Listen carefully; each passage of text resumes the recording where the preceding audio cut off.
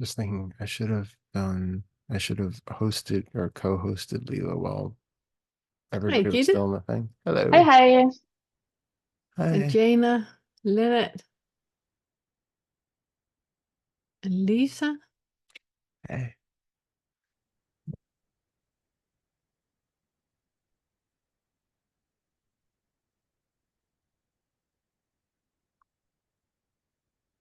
Jason, Marina, Maureen, Lindy, Leona. Hi. The people in the waiting room.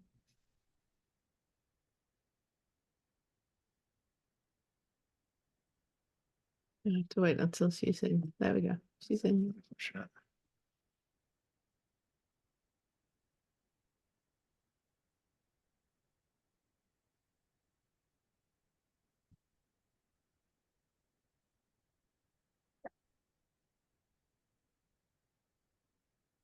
Was Leela co-host? Yes. Yes, good. Hello, everyone. Hey. So good to see you all. Tony's gonna make an amazing meditation in a moment. Way to oversell it. Right? Whoa. Uh, No, it is. It's something that's super interesting that we talked about that came to him the other day when he was meditating. But before we do, I just want to, could you let people in? oh, sorry. Before we do, I just want to say like a practical thing that this week was this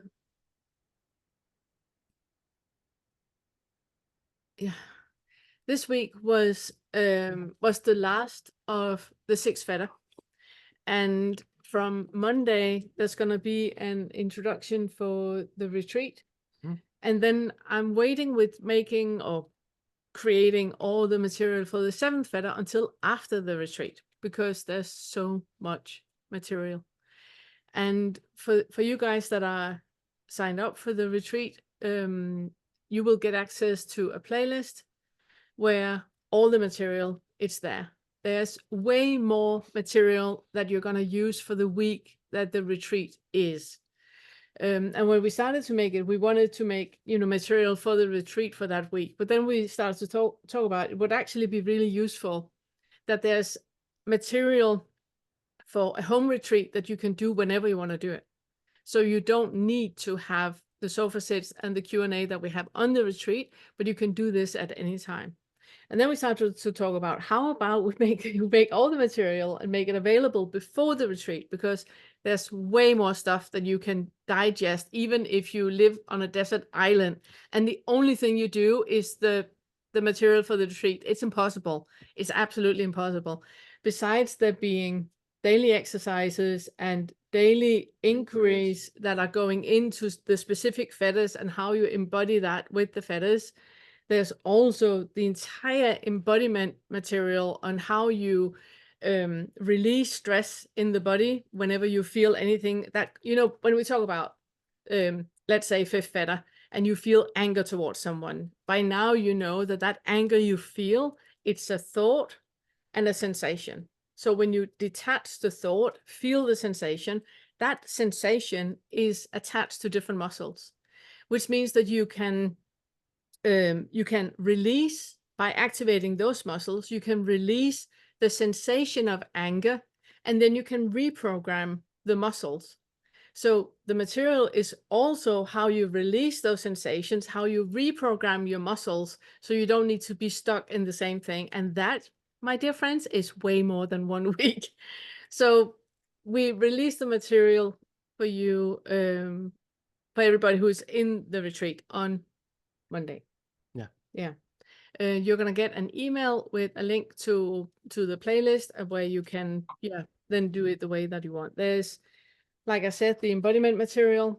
We're slowly making more material, and it's gonna keep being added into the playlist. And then there's the inquiries for every single each day. So it's 1 and 2, 3 and 9, 4 and 5, 4 and 5, 6 and 7, 8 and 10. 8 and 10.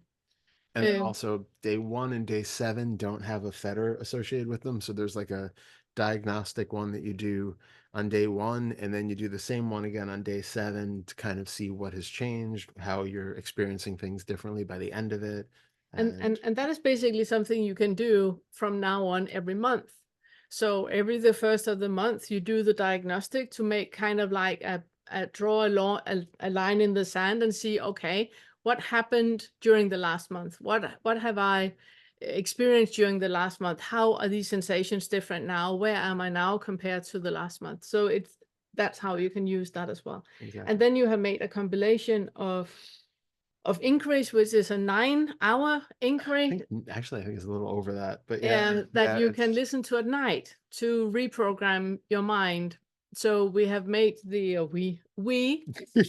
have made the audio.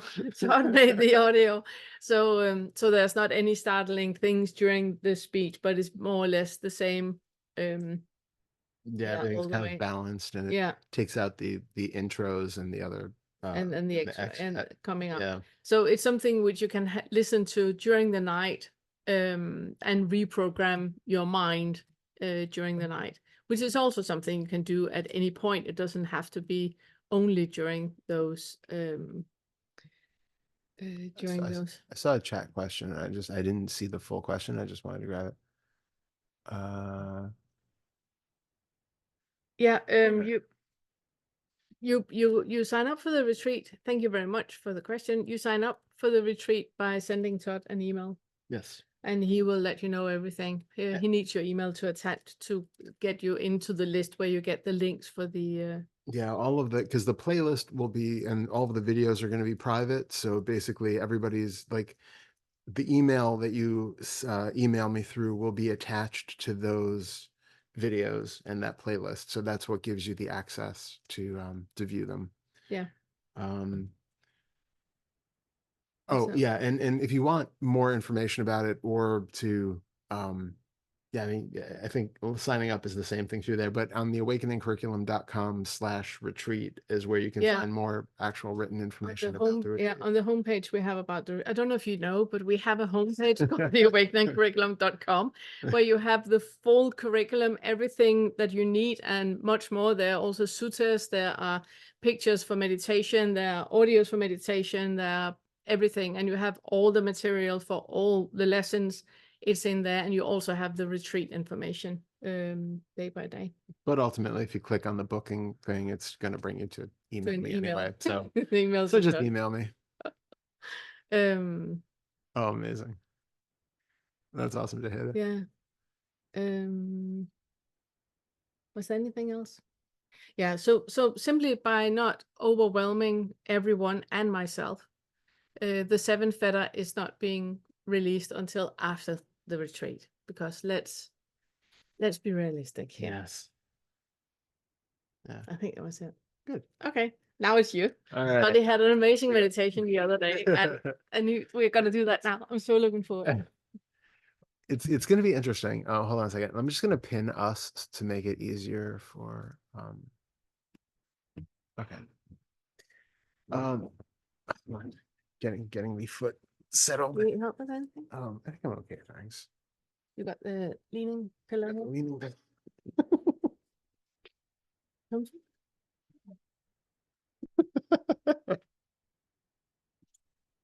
we go. Just getting the boot in the right place. Yeah, for anybody who wasn't at the meeting Friday, I'm operating with a broken foot. So hence all of the adjustments in pillows and such. All right. So Thank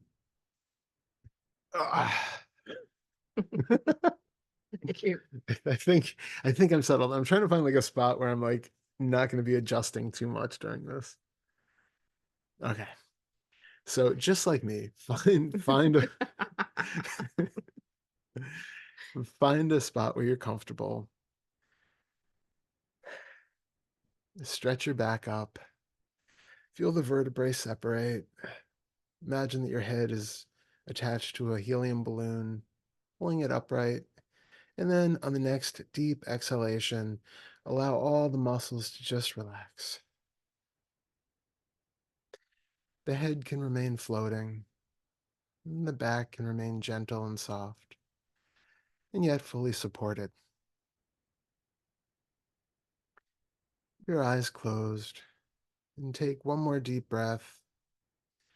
And on the exhalation, exhale any thoughts about what's happened already today or what's going to happen later in the day.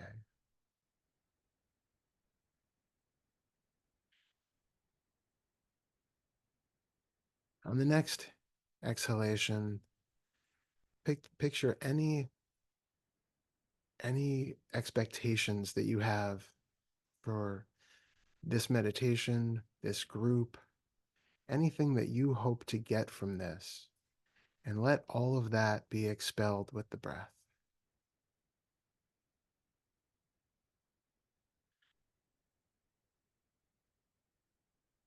And with the next exhalation, take all of the tensions in the body, all of the stresses, everything you've been holding on to, and just resolve to let it go.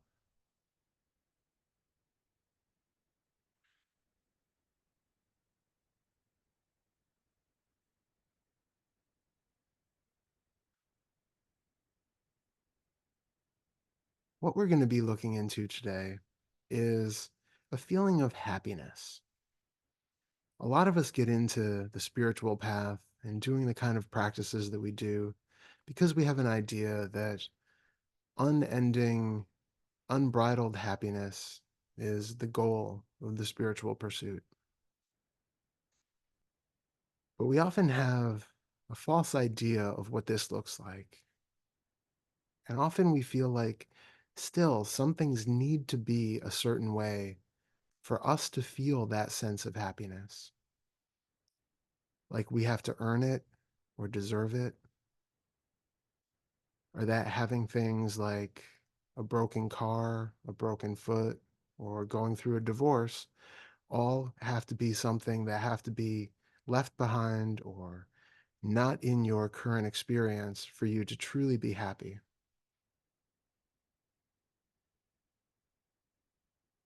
The real goal of spiritual practice is the equanimity to find happiness and contentment in any situation. So, what I have for you today is a very simple exercise, and it's something which I would suggest you to try to do any moment throughout the day.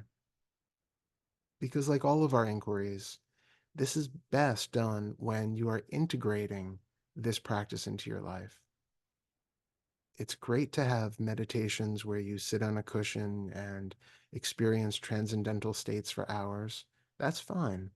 But if when you get off of the cushion, it doesn't impact what you bring to the rest of your day, then it's of limited value. So everything that we do is about the embodiment and integration of these insights and this wisdom into our daily experience. So what I would like for you to do is to feel into the body. And when I say feel into the body, I want you to get acquainted with all of the physical sensations that are happening. Now, to start with, we're going to just walk through a couple sections so that you can get finely tuned to certain areas of the body. But ultimately, when we do this, you can do it as a snapshot of the entire body, all of the sensations all at once.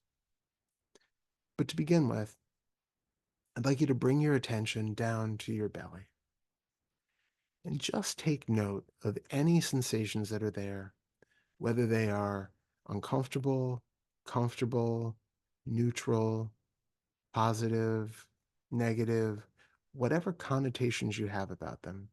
Just feel the sensations that are in the belly.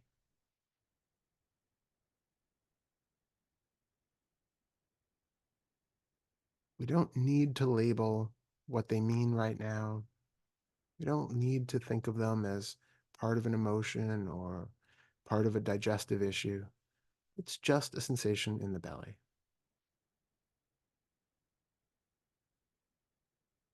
And then bring your attention up to the sternum, around the diaphragm, center of the chest, center of the torso, that area, and see what's happening there. We're not trying to change anything. We're not pushing anything away. We're craving more of it. We're just being aware and observing.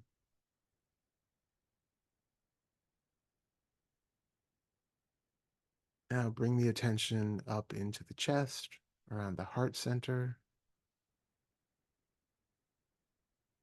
Feel further out around the rib cage, perhaps even the upper back, front of the chest, shoulders.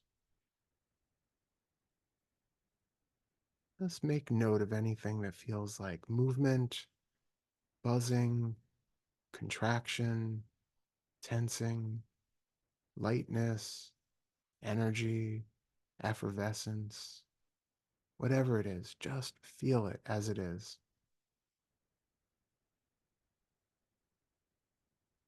Now bring your awareness up to the throat and all around the neck.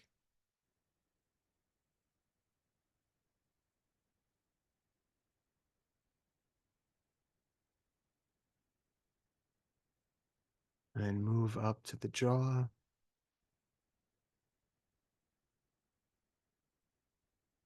the lips, the mouth. Feel into the nose, the area behind the nose and the sinuses. Everything that's happening around the eyes, and that space behind the eyes.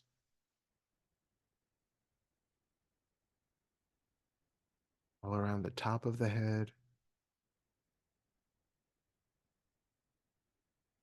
sides of the ears, and the back of the head.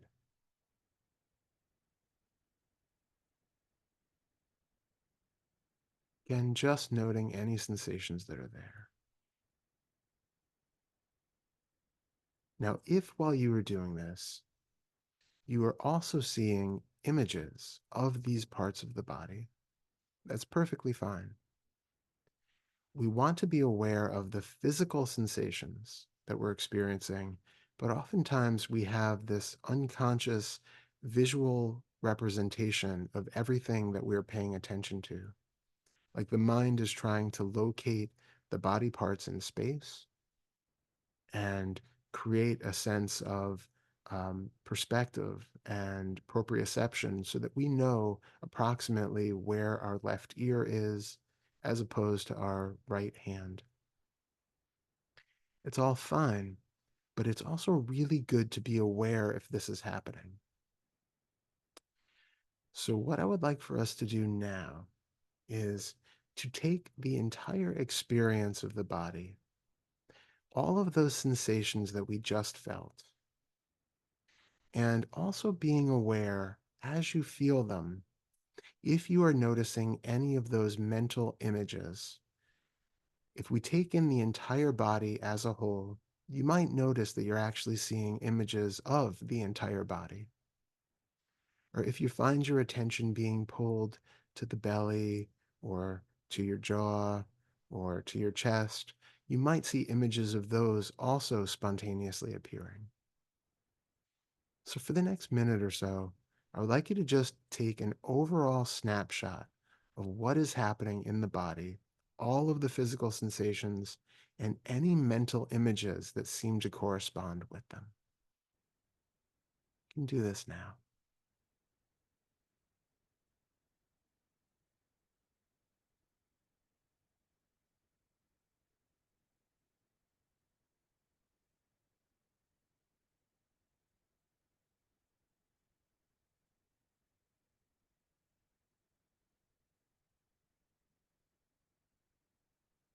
Notice if your attention is being pulled from place to place, or if you're able to maintain an overall snapshot of the totality of the sensations in the body.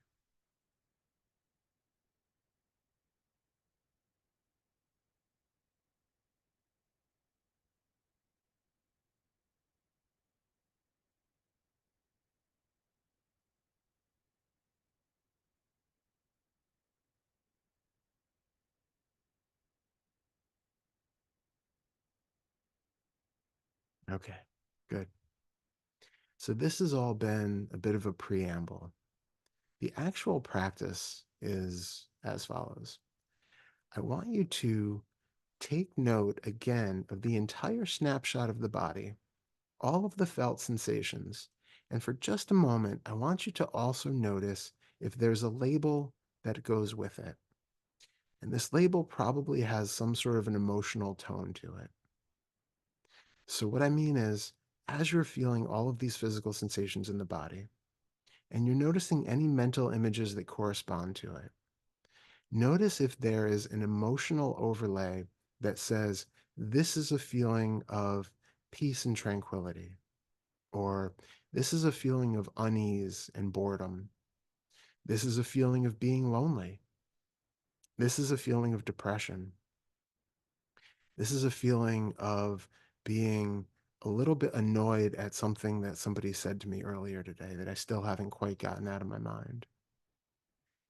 This is a feeling of something, whatever it is, just notice that sensation, however it arises in the body. And notice that this is what you take as that emotion. This snapshot, the way that the body is right now, is the image, the snapshot, the felt three-dimensional image of what that emotion seems to be.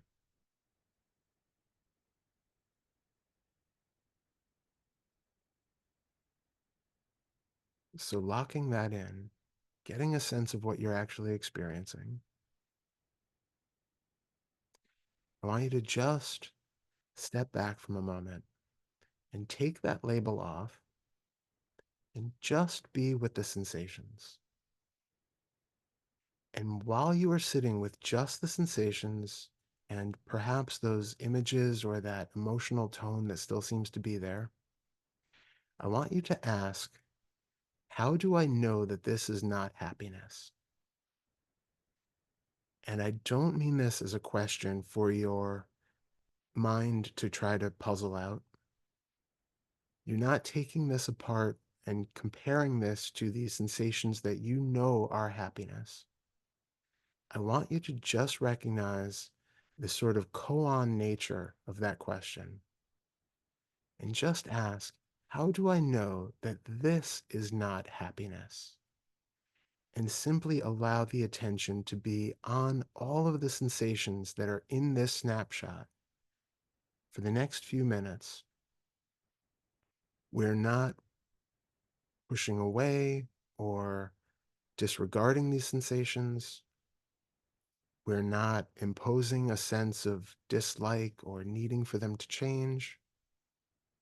We are simply allowing them to be as they are, taking off the label of depression or loneliness or anger, and just being with the sensations in a way where we're questioning, why, how do I know that this is not happiness? See what happens to the sensations as you pay attention to them like this.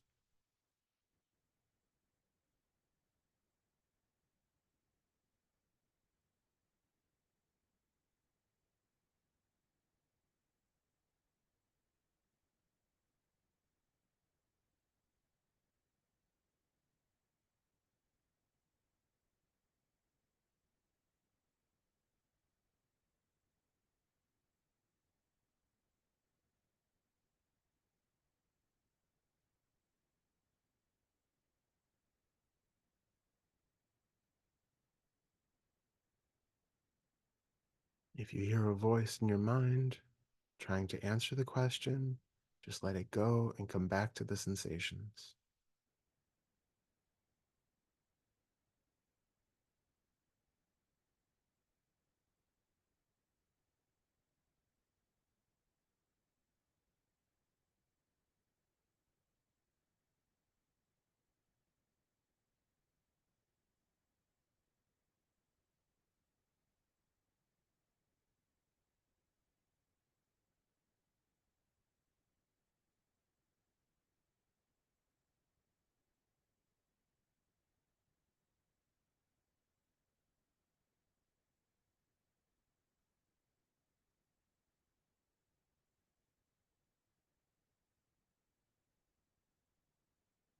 Are the sensations staying the same or are they changing? Do they seem to be melting in some way or constantly morphing from one thing to something new?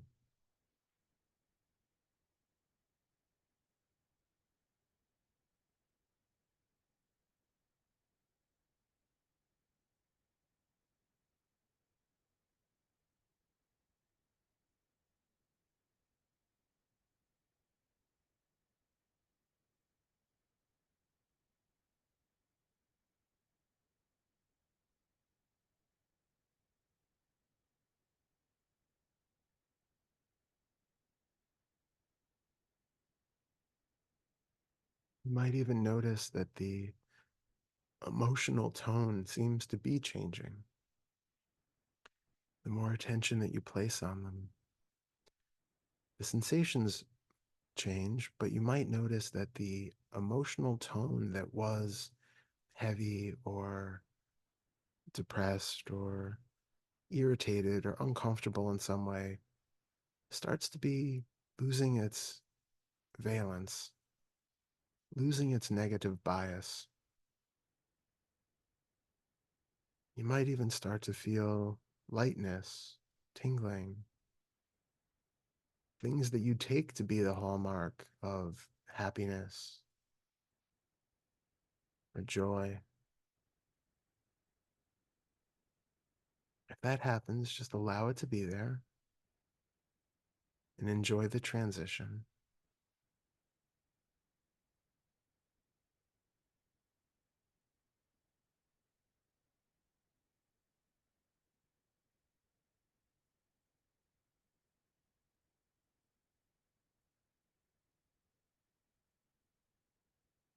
If other thoughts are intervening and pulling you away from just being with the sensations, or continuing to reinforce the stories about the original emotional tone, just notice that they're there and come back to the raw sensations.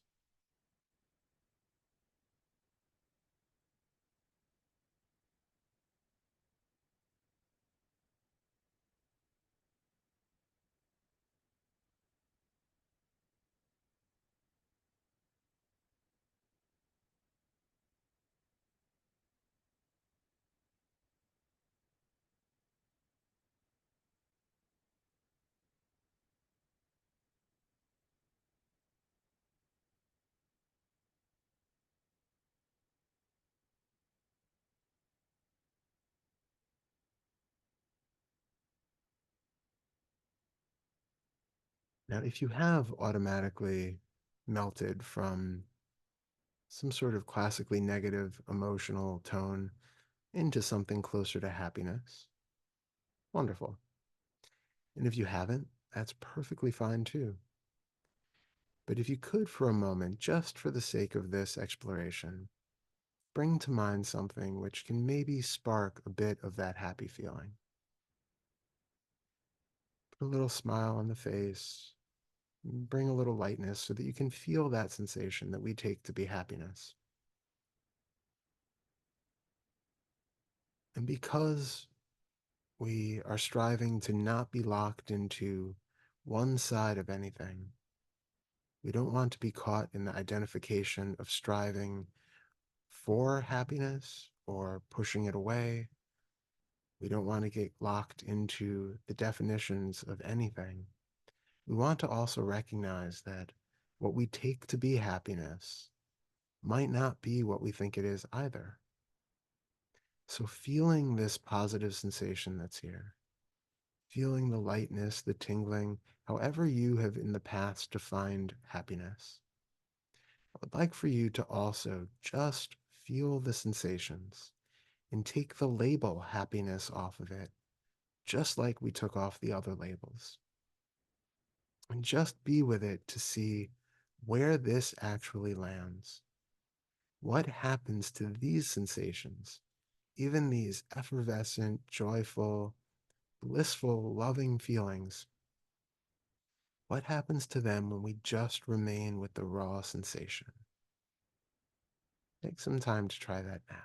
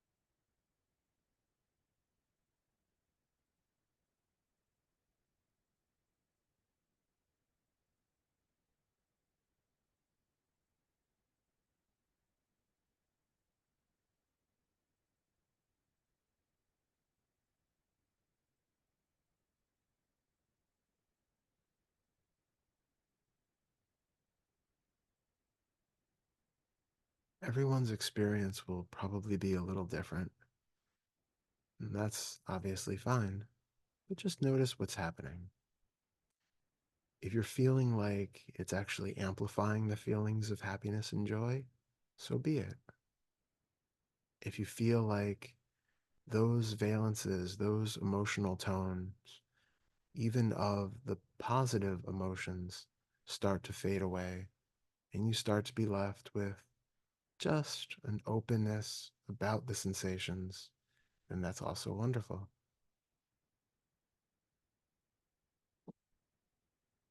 Again, if thoughts seem to be intervening here, and just notice that this is happening, let them go, and come back to the sensations.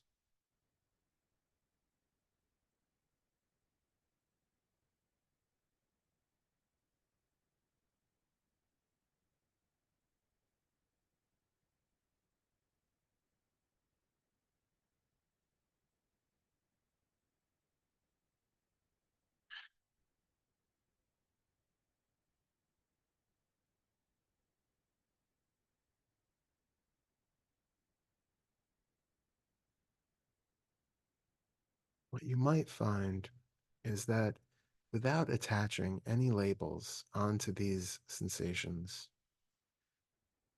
without putting any sort of stories to the emotional tone that seems to be there, even those happy sensations might resolve to something closer to a still contentment, an absolute ease that doesn't necessarily need to change or do or be anything other than it is. It's like a point of stability.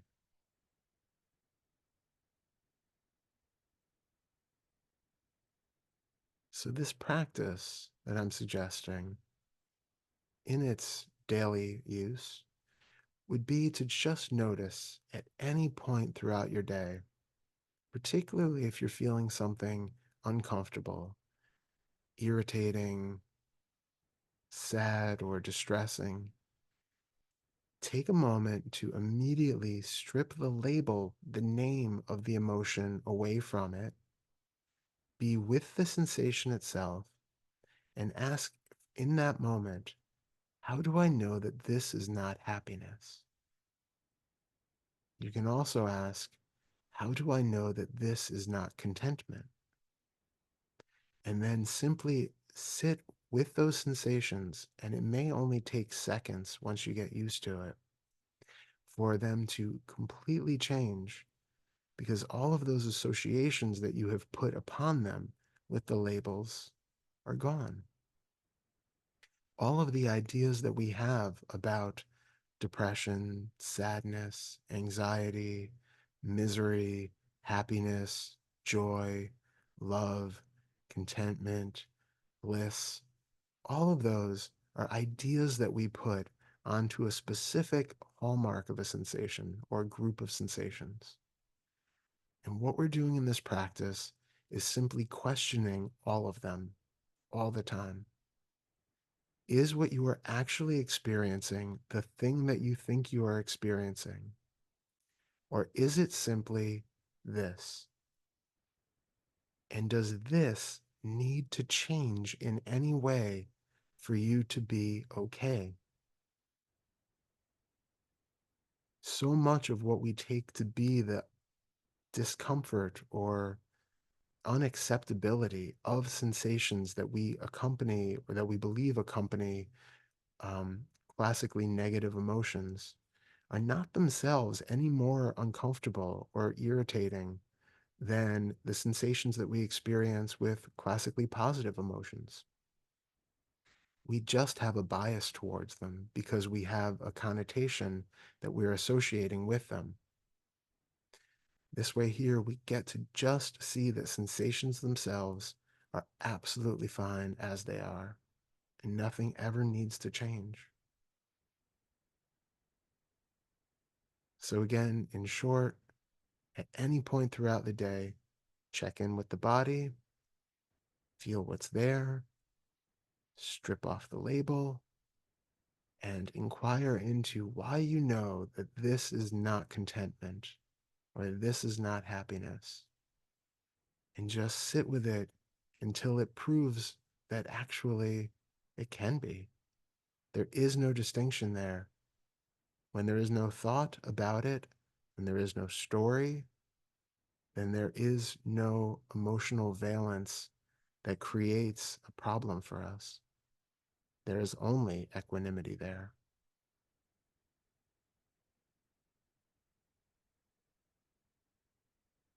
You can come back into whatever sensations are happening in the body, in the feet, in the bottom, and take another deep breath, and then slowly open your eyes.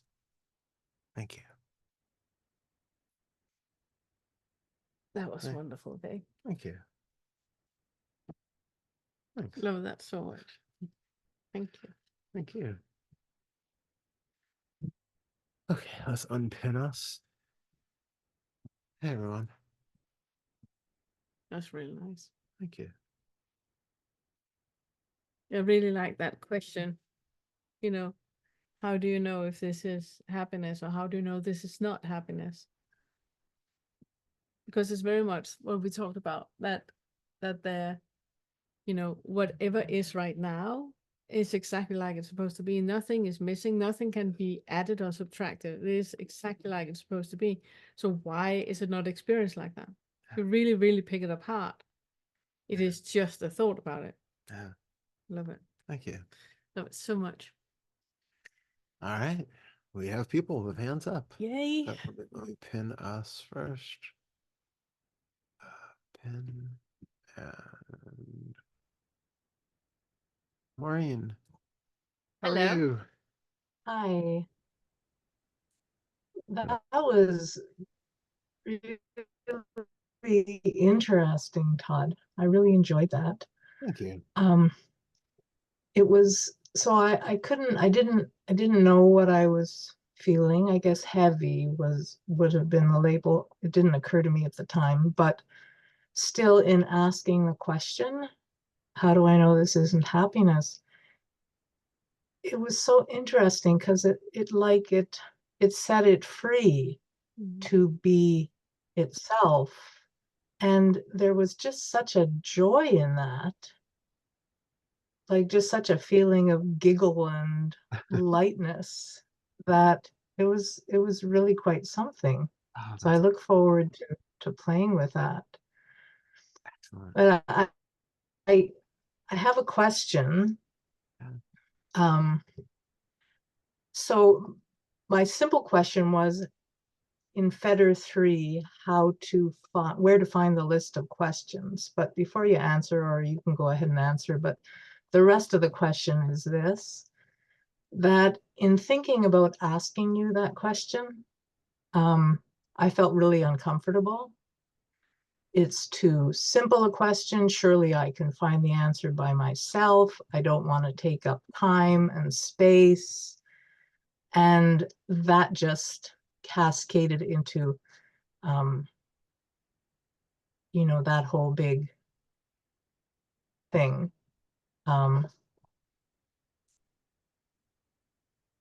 Not feeling that I have the right to take the space. Sometimes people will talk and ask, or just sort of make comments in a conversational way, and I'll be like, wow, how can they put their hand up, take the space to just say something that is, just not important. And so now that you've done this exercise, I'm curious to see for myself what happens. But I did sit with the feeling earlier, and this is what often happens. I sit with it, and nothing shifts. Mhm. I get a sense of a little girl who's feeling small and not wanting to rock the boat, and then I will say, well, is there anything you want to say? And if not, I'm here to listen, and maybe next time. But So I was going to ask you, I was going to stop it at that and ask you, what do you have any thoughts, but this offering of this meditation seems like something that could be really helpful. Yeah. Yeah. Can I just, Yeah, you go first. You don't even have to do it quickly. well, thank you. No, I was just gonna say that's first of all, I love that you had that experience with it because it's exactly what I was, hoping for. So wonderful. When you had that feeling, like, or the feeling now of those questions coming up of should I take up space? Is this not okay? Exactly what we just did, feeling those sensations in the body without the stories about how you're not worthy of doing it or any of that, because there's just feeling those sensations and seeing how do you know that these sensations now aren't a feeling of utter contentment. It's totally okay for them to be there. See what happens with that. But this idea that the little girl, we do like the reparenting stuff and we use it, but with the caveat of, again, not making stories and histories out of it. So it's a very useful sort of metaphorical practice of getting in touch with things that we otherwise might not be in touch with right now, and getting in touch with the ability to be loving and compassionate towards our experience in a way that as adults we often have a block about. It's much easier to feel that sort of um, love and compassion for an image of ourselves when we're 5 years old, as opposed to when we are whatever age we currently are. And so it can be a really useful way of getting to that, as long as we take it at that kind of level where we are using it as a tool without creating a whole narrative out of it. Okay, so I'm just not clear. So are you saying that this new practice can be a way of getting in touch with that, or are you talking about the reparenting that you've talked about before? Sorry, yeah. So I'm saying that the reparenting is another way of getting to this same sort of a thing. So we're recognizing, like, when we're doing the reparenting, we're noticing that there's a feeling here which feels unworthy. Um, there's all sorts of contractions in the body. There's something that feels really icky. And so we sit with that and we give that love and compassion, and we recognize that this is something that I've been feeling for a long time. And this is the aversion to this feeling is what's really driving my behavior now about not speaking up and asking a question that I really want to ask, because there's something here that feels really uncomfortable when I want to express myself or take up space or something. And so the Right. reparenting is a really good, um, it's a good tool to allow us to have that space and love and compassion for the experience that we're having right now, and the fact that it's like saying, like, it's okay that I feel uncomfortable right now. It's okay Mm, that that mm, I don't feel worthy. And then it's reinforcing the sense of you are worthy, you're loved, all of that. The practice that we just did is a different way of going about that same sort of thing, where you just recognize that that sensation of unworthiness, that feeling of, nope, can't do that. Take all of that, all of the stories off of it, all of the ideas that this is something you've experienced before and you know what it is. Just sit with that feeling and just allow that to be there, and notice while asking, like, how do I know that this isn't contentment? How do I know that this isn't happiness? And then just allowing that to kind of resolve itself in the moment, to see that actually everything that I was putting on that was a thought that's not any more true. Like, you had the bravery to come forth and ask your question, even though you had something that was originally coming up saying not to do it. So mhm, that original "don't do it, I'm not worthy of asking a question," that is not a true thought. And this is just a way of getting down to the sensations which are really the core of the resistance, without any of those thoughts being able to intervene. I just wonder though, because I haven't done reparenting to, just little snippets of, it's okay, I'm here for you. Like, but And I just wonder if doing this today's meditation could, for me, be a distraction. So I'm not really getting in touch with her. I'm not really doing that. I'm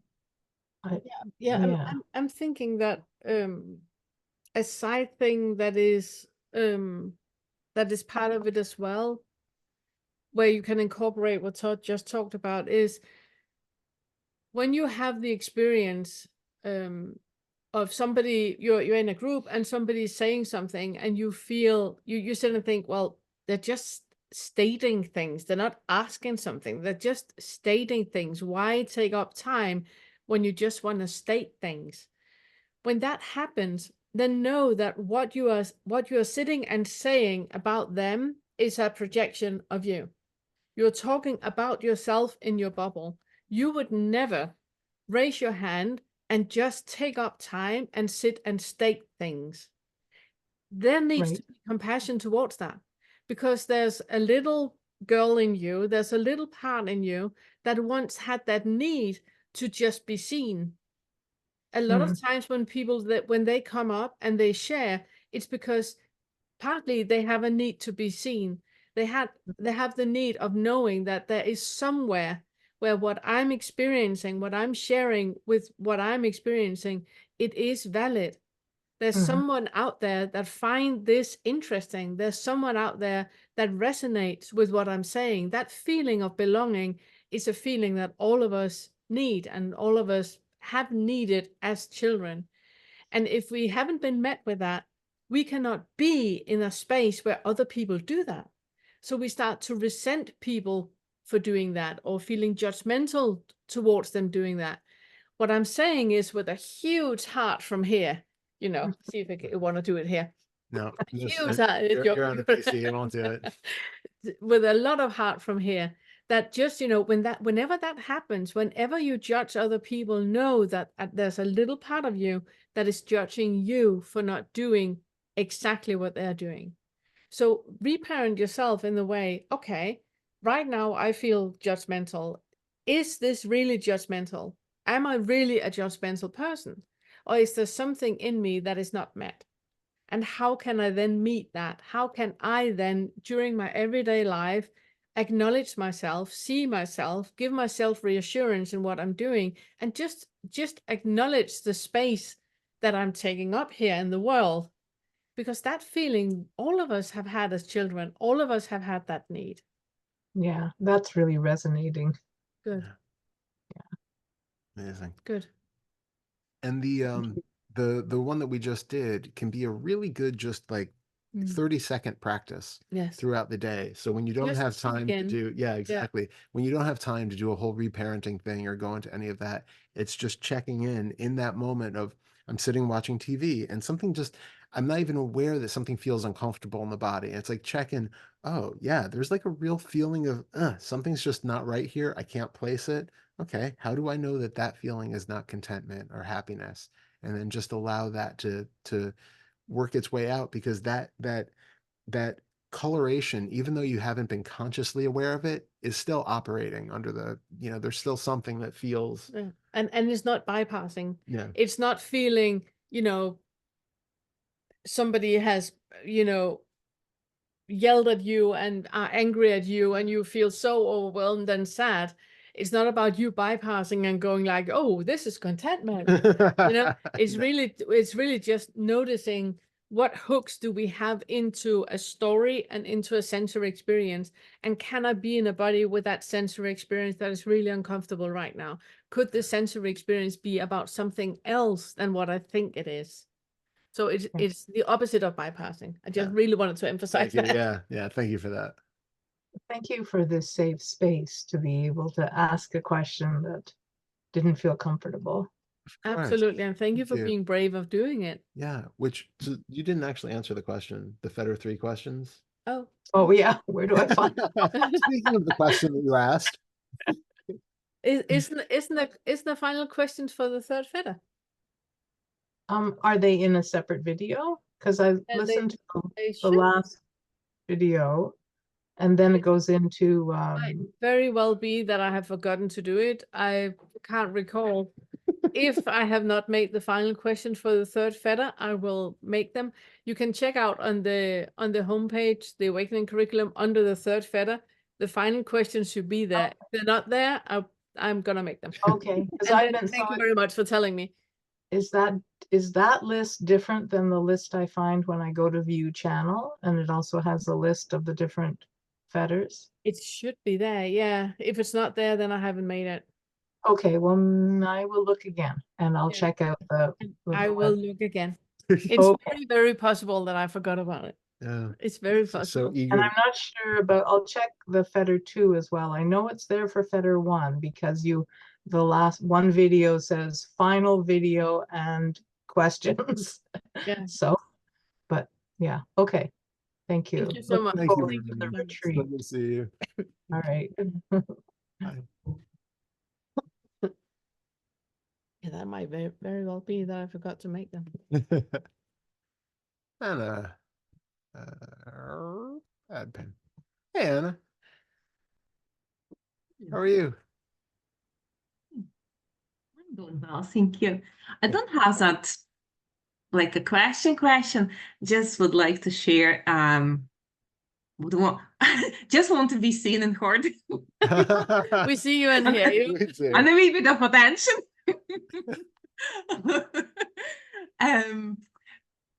So I was working with subject object, not working, but that's like more like playing with senses and just, you know, like blending senses, like sounds with bodily sensation and visual field with bodily sensations.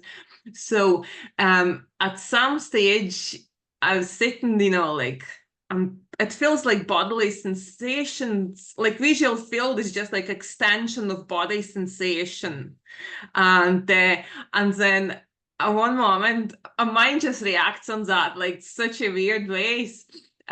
One moment I was just like sitting there, just, you know, like visual picture is here, and next thing there is a picture appears in the head, like, you know, physically nothing like that is happening, but what brain picturing, you know, it's like wiping off the shoulders because it feels like all this like stuck here and just like pushing away, and that's just so funny because nothing of that is happening, but picture is there like this is happening.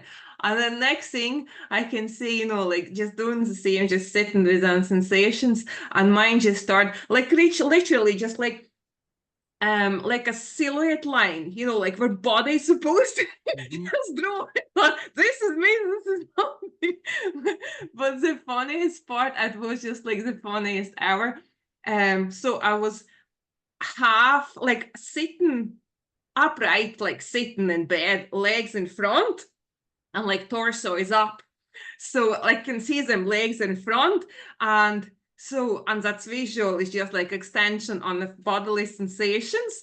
And next thing I can see like brain is picturing that's upright body, which body is actually sitting half away, and them legs, they don't belong here. Yeah.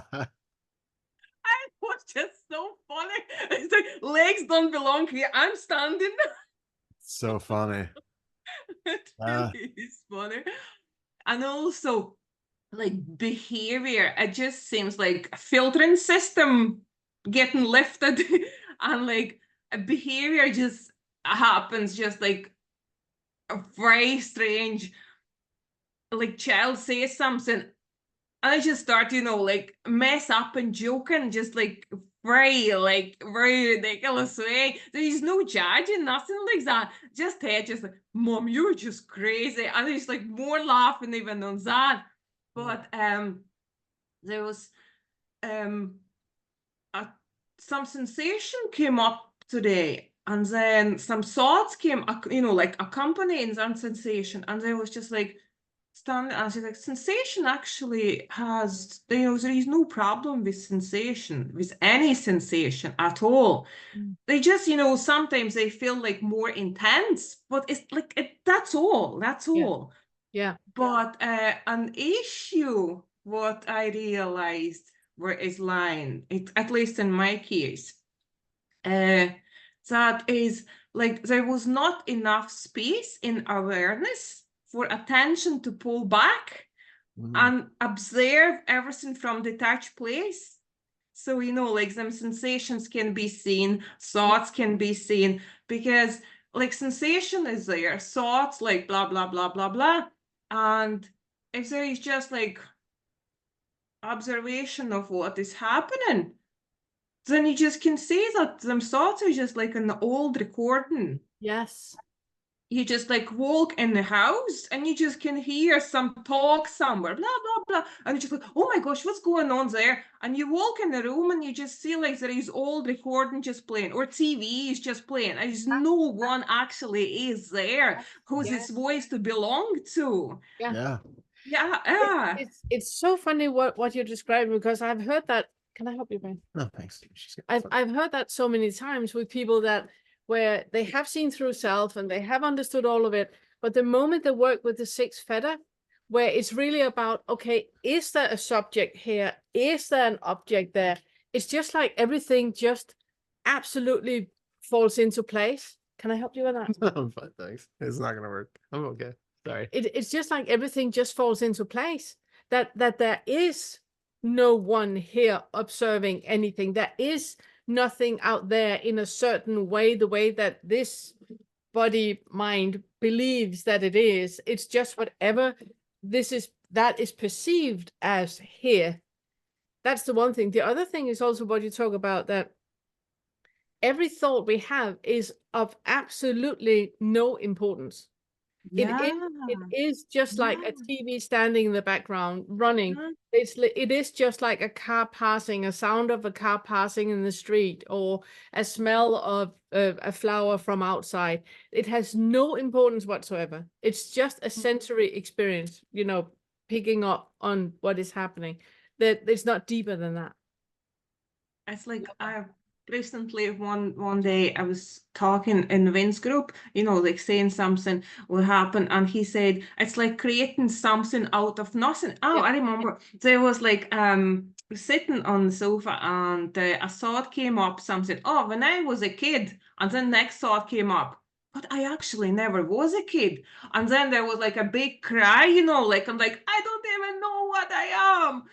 And then I was sharing this with Vince, and he said that's like creating something out of nothing. And this creating something out of nothing really stuck, and you just really can see like how all them stories literally just like popping up like this, like firework out of nothing, and like no meaning. And all them thoughts they don't find anywhere to land.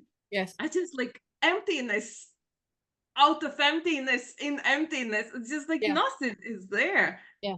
And another day it was like some kind of story came up, you know, like, and just, oh, I don't even like, you know, like all them stories are just like, it's nothing is there. And there was like a grief sadness came up, you know, because like you realize there is no reality behind anything of that.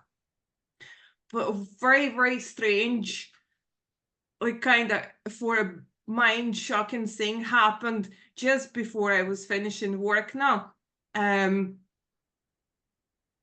There was just like out of nowhere, just complete like explosion of anger. Just my child said something, and normally I just, you know, like kind of filtering myself, putting lid how I say, what I say, you know, how it's going to be perceived. This time I was just like, boom. I'm just settled, just instantly. And I was like, what was that? And normally, if I, you know, like say, like he annoyed me, and then he says something, and there is some kind of like hurt or, you know, like resentment. This time, you know, I was like, boom, back to normal, like nothing happened. And he says something, I'm just replying, just like nothing happened. What the heck? It's just so strange. Oh. Do we? There's nothing to say. Yeah. It's nothing to say other than, you know, congratulations. It's amazing. I love it. I love it. Yeah. Okay. took enough space for today.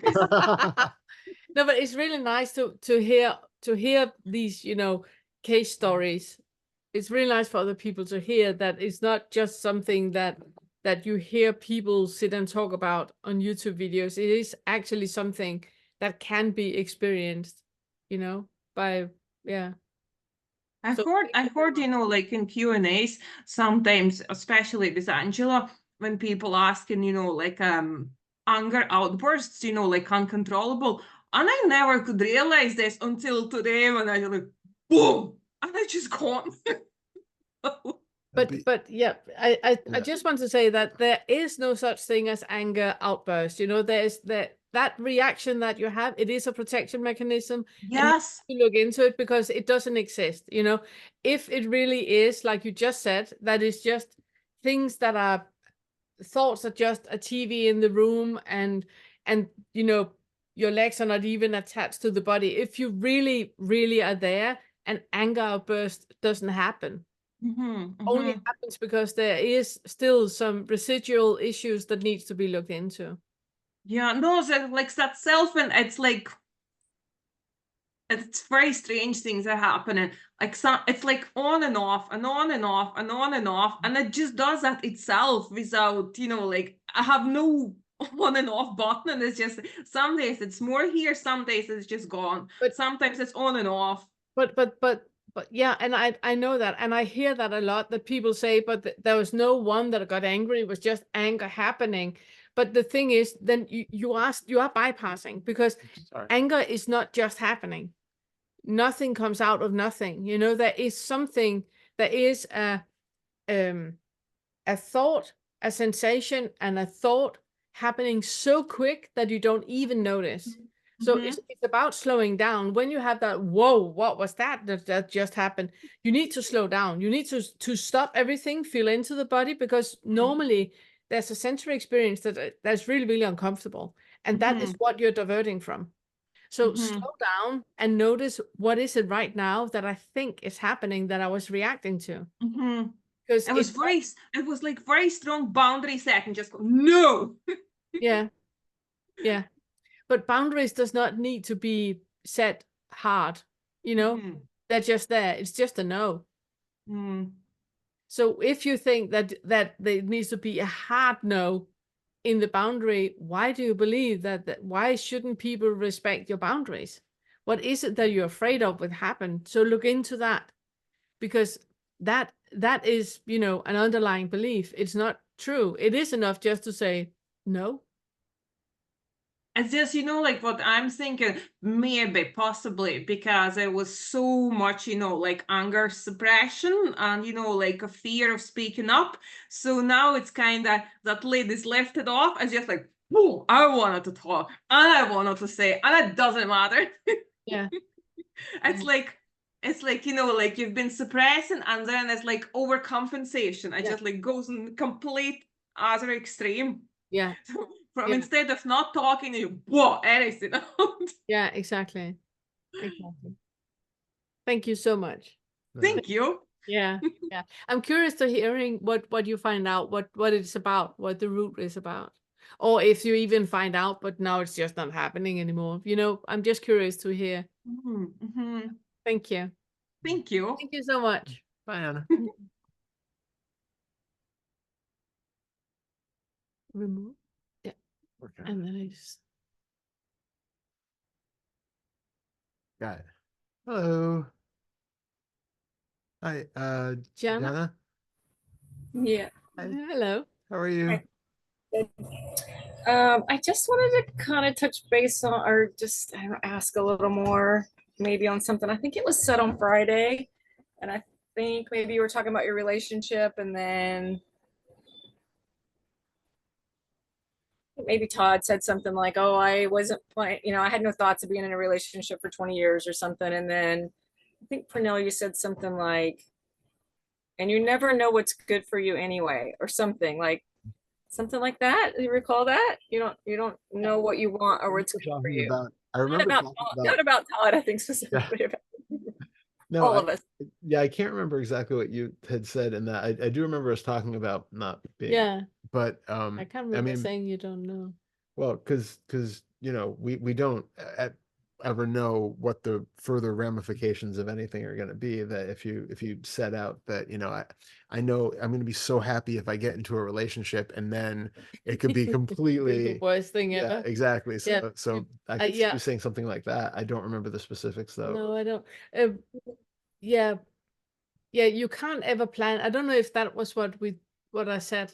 And correct me if it wasn't, but you can't ever plan for anything because Right. you don't have all the information. Yeah, it really landed with me, and it really like that's the experience. Like I felt like I got it, like it landed. Like it made me really silent, right? Mm. And then over time since then that's passed, I guess it also left me with kind of like are you saying always that patterns are responding or answering, right? So I don't know, I guess it kind of left me with how to proceed with anything. You know, I feel like I don't know, tried everything, been around the world, done so much external stuff, right? Yeah. Yeah, I completely get. If I understand you correctly, I completely get what you mean with the mind all of a sudden just going completely silent. Yeah. Because if you come from a survival mechanism of doing and assuming and estimating and controlling and planning and all of that, if you come from a survival mechanism from a family where you needed that, you needed really to read the room, you needed really, you know, to plan everything out and make sure that things happen in the right way because or else, if you come from that, then really understanding that that is not possible. You cannot plan for anything. Everything outside of right now is not, it's not in your hands. It's not, you can do, you know, anything for things to work out perfectly. And then a pandemic happens, or then a Wall Street crash happens, or then a fire happens, or then, you know, we cannot plan for anything. It's nothing else than wishful thinking when we plan. Then I'm gonna make sure I get a proper education because then I'm settled and sorted. It's wishful thinking. It's nothing but, you know, a letter to Santa Claus. And when you really, really understand that, everything quiets down because there's no more struggling, no more controlling, no more trying to see pattern and read the room and all of that, because you know it's not up to you anyway. Anyone that has been in any kind of abusive family or relationship or anything like that, you know this is how it is. You cannot do anything to make your partner or your parents happy. They will react the way they react anyway, no matter what you do to try to make everything work out. It's not up to you. And when you really understand that, everything just quiets down. Yeah. Maybe that's good enough. Yeah. It felt like that. Like everything just got quiet. Mm. Yeah. Yeah. I could not have foreseen this, our relationship at all. Not in my wildest imagination. Not even Yeah. Hollywood get it right. Yeah. Yeah. I guess my mind kept wanting to go back to, but I have to make some decisions. I need to Yeah, and you don't. That's the thing, you look don't. for a job again. I need to. Yeah, but and yet you don't. You Yeah. don't. Because no matter how much you, and I'm not saying that you should just sit and wait for somebody to knock on your door, you know, Yeah. even though that did happen, but Sure. but you for example, looking for a job, diligently looking for a job and really, really fighting to find a job, you will, and everybody that has tried this know this, you will land a job that doesn't suit you because it's done forcefully, which means that you are at your best behavior and you will say yes to a lot of things that you actually are not comfortable with, but the pay is great, and you will make decisions based on something that is not, you know, flow. Yeah. If you stop controlling everything, things will fall into place, because they do. Without us butting in, they do.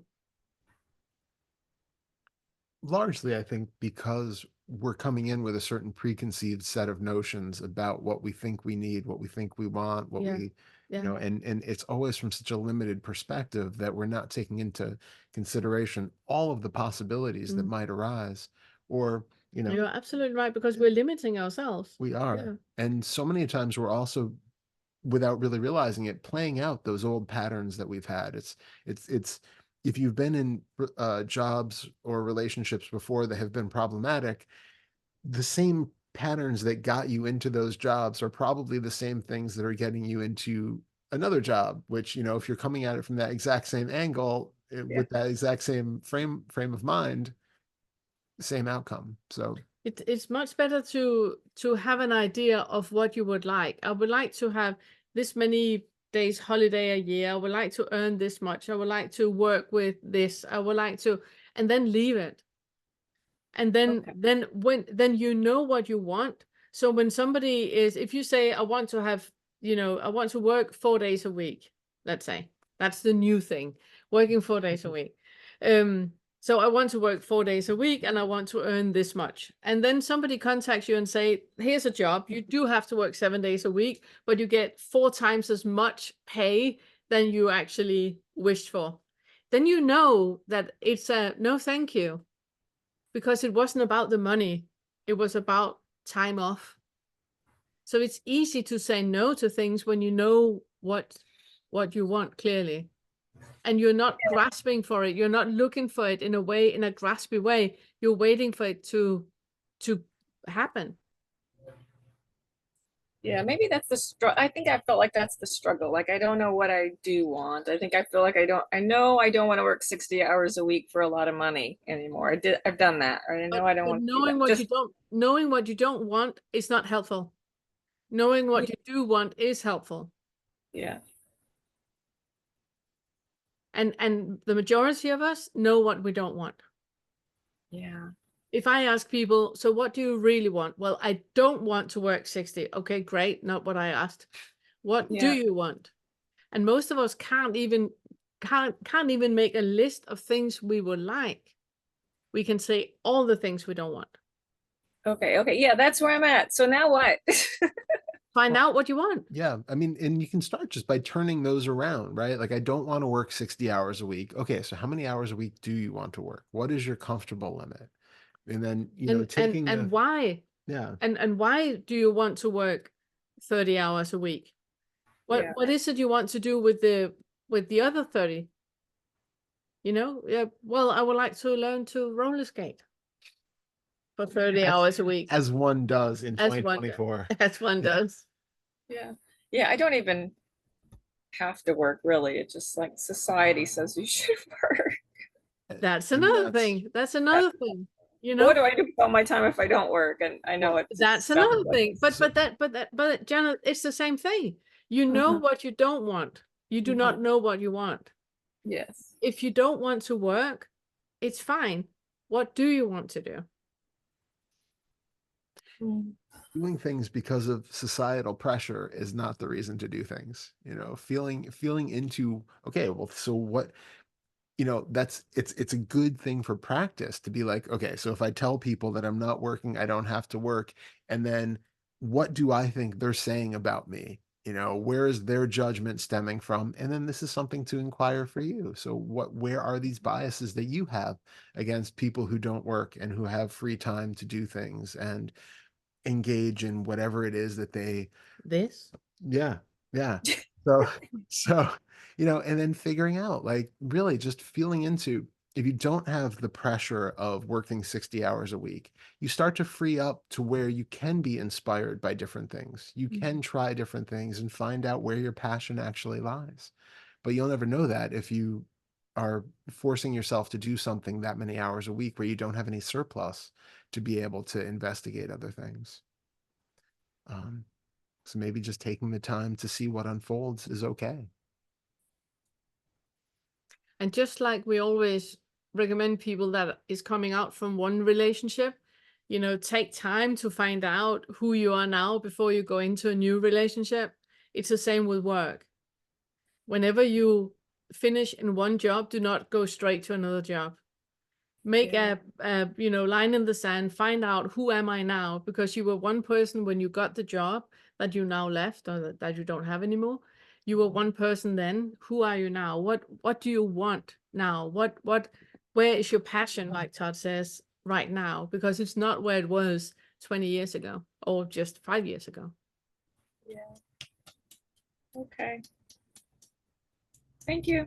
Amazing. Thank Amazing. you. Keep us Thank you so posted much. on it. Yeah, I want to hear more about it. Yeah. Okay. Yeah. Thanks. Yeah. Thank you. Bye. Okay. And Marianne. Hi, Marianne. Hi. Hey, hello everyone. I'm new to this group. I've been following Angelo DeLulo, and then as a offshoot of that, I found Pernille's. How do you pronounce your name? Pernille? It was Or- perfect. Thank you. Yes. Pernille. okay, Pernille's group and Todd's group. So I'm happy to be here. Thank I you. wanted to thank Maureen for bringing up her topic, because sometimes I feel the same way, and I'm just getting into this. I've read through or listened to the first two and part of the third. I went back from the third back to the first again, Yeah. after hearing about the toxic starting point. Mm. Anyway, it all makes wonderful sense to me. I'm I so mean, happy. I never realized that I was a bully. I mean, I knew I was a bully, but I never realized that what was the one that Passive aggressive bully. the past yes, you know me already, huh? Yes. She's I good. am the passive aggressive bully. And it was like an arrow like hit my head when I was listening to that description. So happy. And I learned a lot about it, and it made me realize that yeah, those were the experiences that shaped me in childhood. Was, Yes. you know, to get my parents' attention was impossible. Yeah. My mother was sick from the time I was about 8 years old, so she was into her own thing. And I found that by watching her, it was very effective if I could, you know, oh, I have a stomach, I can't go. And you know, and I learned from her how to get the attention that I needed by being this, you know, the sick one, that kind of thing. And I realized I'm still carrying that forward at 69 years old. I'm still struggling with that. And it's been a real awakening. So after I read that, I thought, am I really awake? I know you told me I was, but in the first couple of sessions, but I just had to go back, and then last night I was listening to a segment on YouTube by Angelo about, you know, something about what to do if you really want to awaken, and I was listening to it, and he says you have to really be willing to give up your life as it is. Yes. And I felt this deep like fear, you know, like I finally feel like I've gotten to a more comfortable place that I'm really taking care of myself and taking responsibility instead of trying to blame other people for my situation. And trying to take a more of a middle of the road attitude, you know, about life, you know, it's, and then I thought, I don't know if I can give up this now, and so anyway, if you have any advice for me, I Yeah, would so appreciate first it. first of all, I want to say thank you and welcome. I'm so happy that you're here. What you talk about is in the lesson called ego death, because Mhm. what you are afraid of is a fixated thought about what actually is. What you think is not what actually is. You think that what you have to give up is a whole personality and a whole life and all of that, but that never was. You're not giving Mhm. anything up. You're just seeing what never was. When Okay. we believe that there is a separate self, there is a Mhm. separate me here that has trial and tribulations throughout my life, and there's been so much suffering and all of that, we believe that that is what we need to give up. But that none of that is real. The only thing you're doing is just discovering that it's all a delusion. It's all Mhm. just a movie that you're watching. That there is Mhm. no trial and tribulations at all. It's just an angle of viewing life from that is part of a delusion. So nothing is happening. Nothing is going to change. Nothing is going to be like huge and different because it can't be. It Mhm. never ever was to begin with. Did that make sense, or did I make everything 10 times worse? Todd, save me. It's not getting through to me for some reason. Okay. I actually loved what you said. I thought that was amazing. But I actually feel like asking Jahira, because Jahira, she had a really, really good insight about this. She was very much in your situation, with there was a lot of identification and really, really, really understanding that all that was just thought. Jahira, are you up for that? You can just say, Yeah. yeah, good. Let me just pin you. Lovely, Jahira. Dude. Hello. Thank you. Hi. Hi.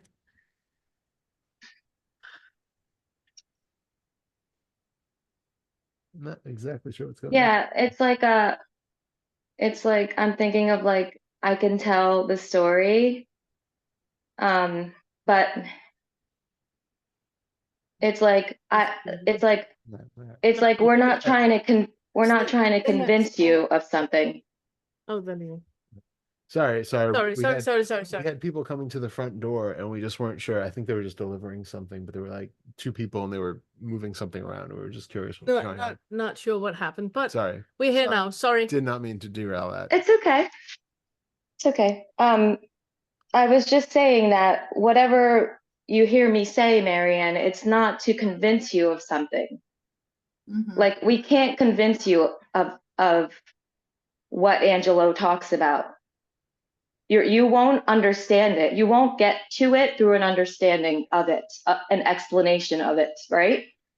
Right. So when Todd was first showing me how to do the inquiry, which is just being curious and asking questions, one second, without expecting an answer. Like, so I was doing the inquiry, Mhm.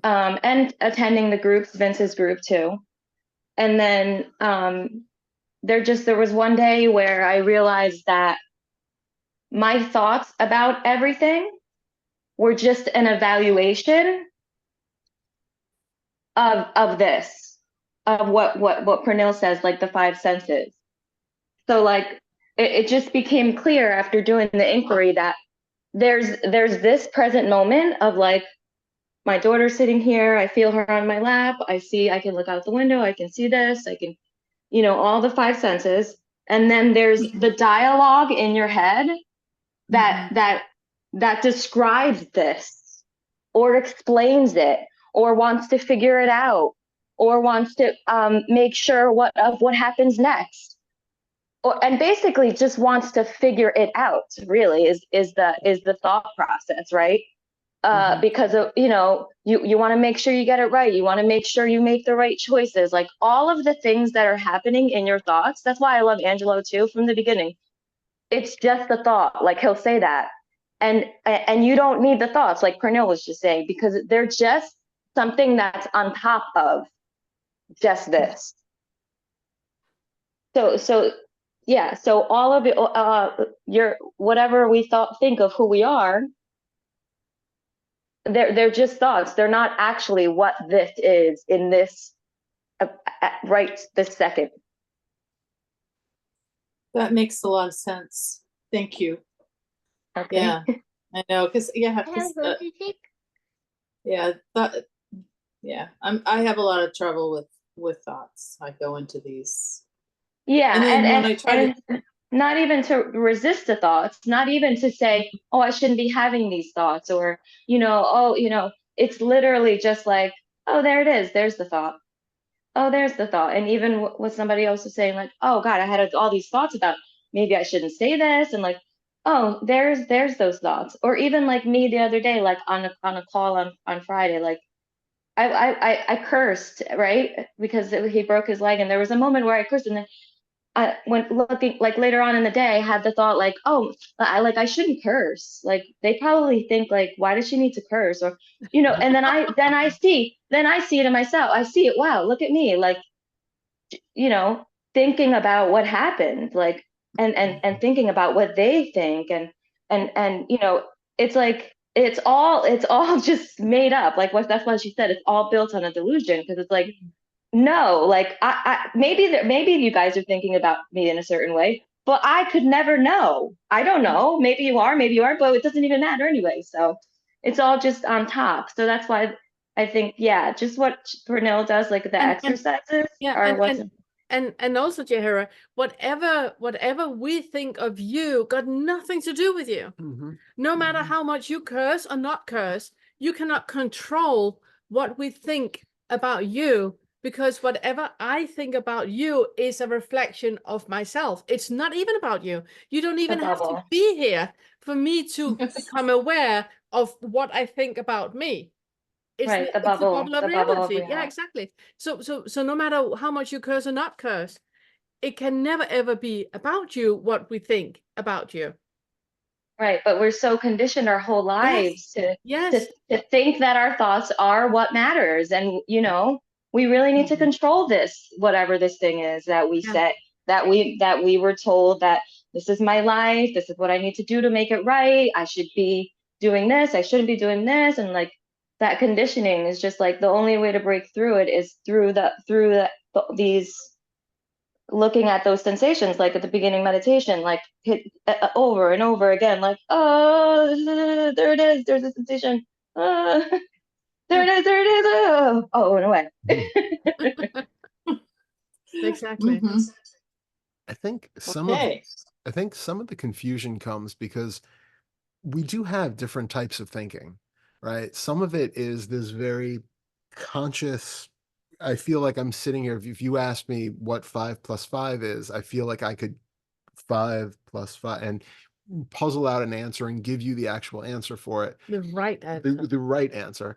But I feel like I could do that. Like it feels like there's some type of thought, which is like just like if what Jen was talking about with having to find a new job, and we have this idea that we can look at all of the options and weigh out all the things in our life. And so, Marianne, when you say that, like, you feel that you've built up this whole life now where things are finally kind of in order and comfortable, it feels like all of that is the product of this kind of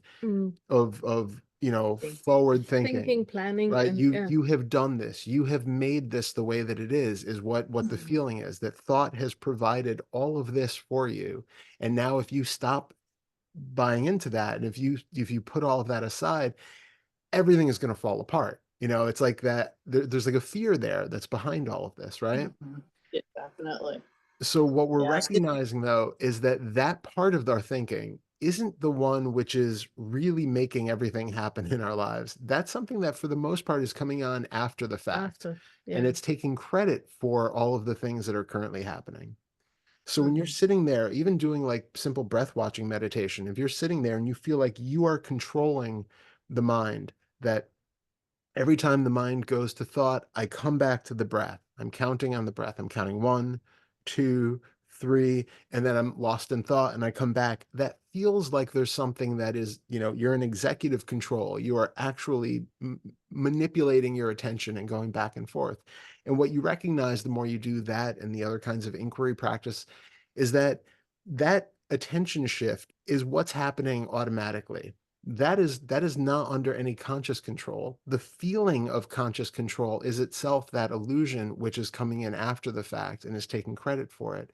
And then you recognize that the settling of the attention is the same motion as the flitting away to attention being on thoughts that are coming back and, bouncing all over again. It's the same thing that's happening. The same process is happening. The whether you are sitting there consciously focused on a breath for an hour or unconsciously focused on thoughts for an hour is the same basic mechanism. There's just a feeling of control that's either there or not. And so I think it's really useful to look into in your life right now, what are your hesitations? Like, what do you really feel like you are going to be giving up or losing or missing out on if you do go through what you expect awakening to be? And it's useful to like make a list of these fears, like really get clear on, is it the fact that, like Pernille said, that you're going to lose something of your personality? Is it that you feel like your physical financial world is going to collapse? Is it that you feel like you like who you are at this point and don't want to give that up? And then if so, be specific. What is that? Is it your overall, emotional state and the way that you interact with other people? What is it in your experience that you are afraid to give up? Because part of that also is going to come into play, not just with awakening, but with mortality. And it's useful doing any of this stuff to get to that ever-present fear of death that most of us have. And so much of this, the fear of the ego, death, the fear of awakening, is all kind of a little metaphor for the fear of death that we don't talk about. Yeah. So it's That makes really sense. cool. A lot of sense. Okay. But yeah, I definitely need to make that list. And yeah, I know I just kept telling myself last night after I watched this, it's Marianne, it's your mind, it's your ego that's trying to stop you from pursuing this any further, and you need to remember that. The only caveat there, though, is whenever we say that, it tends to reify the idea that the ego is a real persistent thing, which has like a conscious Its will of own its own. personality. Yeah, like it's there, and it's like this little imp who's like, manipulating things behind the scenes to keep you from doing it. Again, it's all illusion. There is not There's not only an ego. there's no ego, there's no Marianne, and there never was. We're not getting rid of anything, which is why where so much of our fear comes from. We have this idea that we are literally killing the ego. We are killing the Marianne in order for life to just go about living, but it's not it. It was never there to begin with. It was just a belief in an illusion. It was a belief in a mirage that wasn't actually water in the desert. It was just a reflection of heat off of the sand and a trick of the eyes. Exactly the same thing with what we take to be ourself. So a lot of the hallmarks of what you take to be yourself might still be there. It's just they don't get created into a greater structure called the self anymore.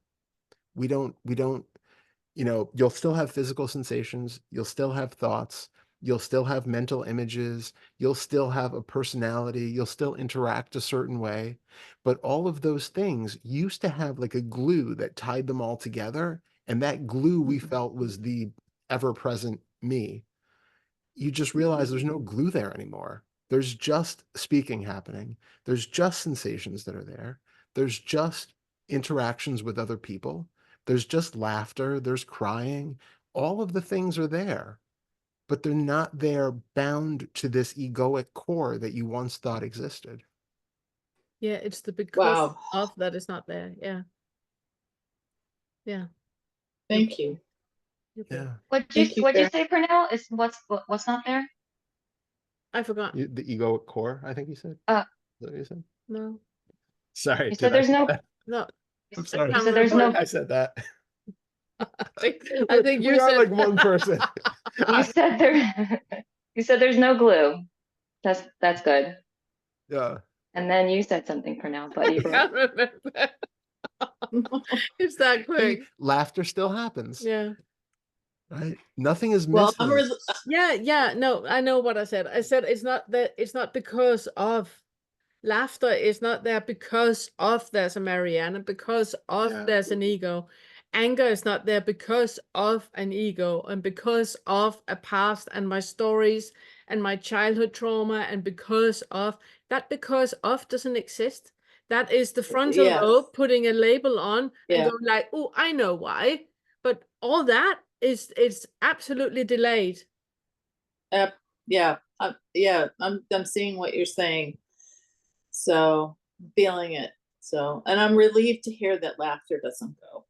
Right, absolutely not. On the contrary, laughter is much more prevalent because whenever so one of the things I love with Todd is that when he drops stuff, and he's a clumsy one, when Todd drops stuff, he never ever gets angry. He laughs because he see the similarity between what he just did, fumbling with dishes or whatever, and with Insta videos that we're watching, you know, people that are fumbling. It's exactly the same. So he's laughing about it. There's no anger or wish that this could be any different or that plate wasn't broken or whatever it was. Yeah, or That foot wasn't broken or like whatever. there's no wish of any alternative to what is happening right now because there's no one wishing for anything else. What is right now is what is right now, and there's no hooks into another me or another life or another, you know, alternative where a foot wasn't broken, because that is not up for grabs. Yeah. What is here right now is the only thing that's here, and it is here even though, you know, we are not here to experiencing it. Okay. I think I'm getting a piece of it. So and I know it's going to take me. I mean, I've been interested in this for a long time, for a couple of years, and I just am trying to find my way, and I know that sounds like the figuring out, and I'm all about figuring out, you know. So I'm trying to drop that though. So, but go back because to the I lesson. can't. Yeah, go back to the lesson about ego death, and then re-listen to the talk that we had here. This recording is going up on Todd's channel right after the meeting, and then re-listen to our talk here, because just by everything we have said and everything Jahira said, there's been planted a little seed, and with all the knowledge that you have accumulated over the last 2 years, it might be something, you know, that just clicks in a different way when you hear it again. It's also why it's so helpful to listen to the lessons in the curriculum over and over and over, because every time you listen to them, you hear something new, because you are something new. The entire base of understanding is new when you listen to it again. That's why I decided to go back to the beginning after listening to that lecture about, you know, the toxic starting point. Because I was like, wow, you know, it was kind of overwhelming when you, and then the whole Maureen was talking about reparenting and, you know, and how do you do that? Anyway, I just think, I feel like I've really hit on something here with this, with this series. Yeah. Good. So thank you very much. So happy. Thank you very much for coming and talking talking about it. Thank you so much. And thank you to Jahira as well. Yes. Thank you, Jahira. See you soon. Yeah. I got this. Yeah. You've got longer arms than I do. I do. I'm sorry that I keep saying you're clumsy. You're not more clumsy than I am. I still think I'm pretty clumsy, but thank you. I think I'm just as clumsy as you are. It's just more funny to say that you are. It really is, yeah. Hi, sis.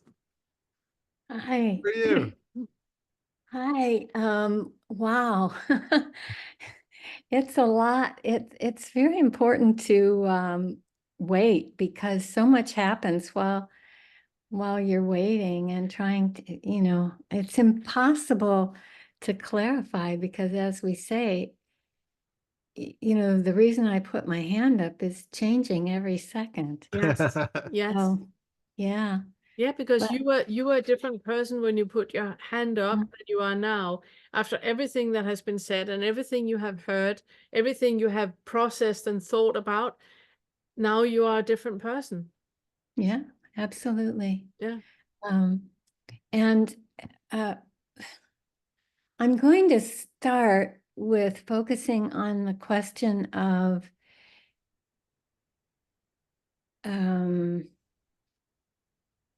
I can't start there.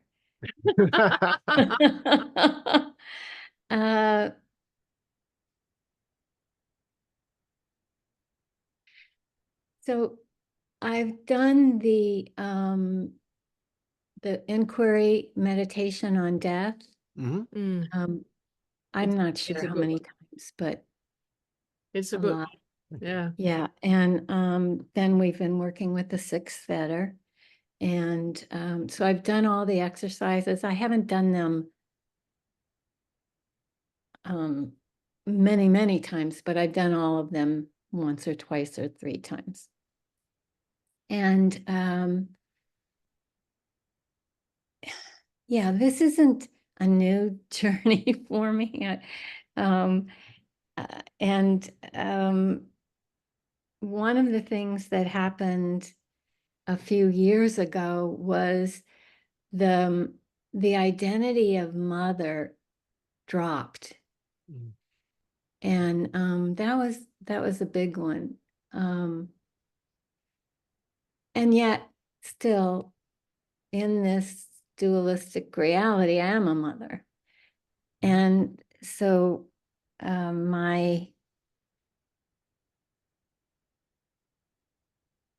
also, I guess I'm setting a context here. Didn't quite realize that, but that must be what I'm doing. Additionally, I've had a lot of like insights or realization, or kind of the kind of big picture or mystical experiences or whatever people want to label them, and have come very much to consider where those are also thoughts, those are experiences. And just like the and the sixth fetter has brought that very much into focus also, that we can't I can't even trust the sound of my own voice, No. And then just 2 days ago, I had one of those very big experiences, and it's like, okay, so it's not real. It feels real. So in meditation,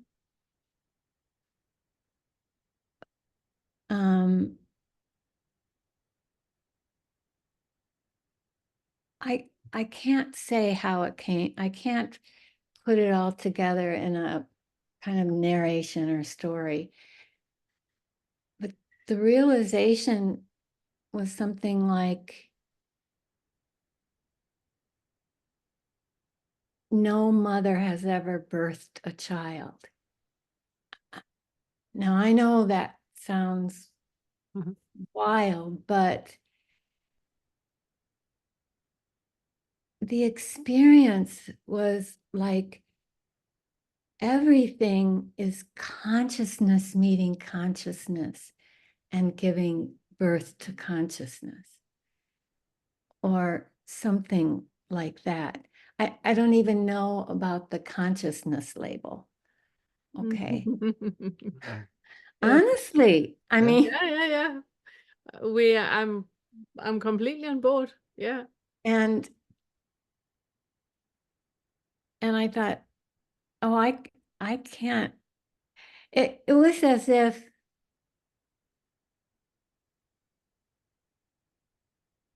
the only existence is the love of that love touching that love. I mean, it, And anyway, and even that is not correct. yeah, exactly. So it was like sitting in the greatest realization and understanding and the recognition that I knew absolutely nothing. Mm. Mhm. I mean, nothing. Mhm. And yet the knowing of knowing nothing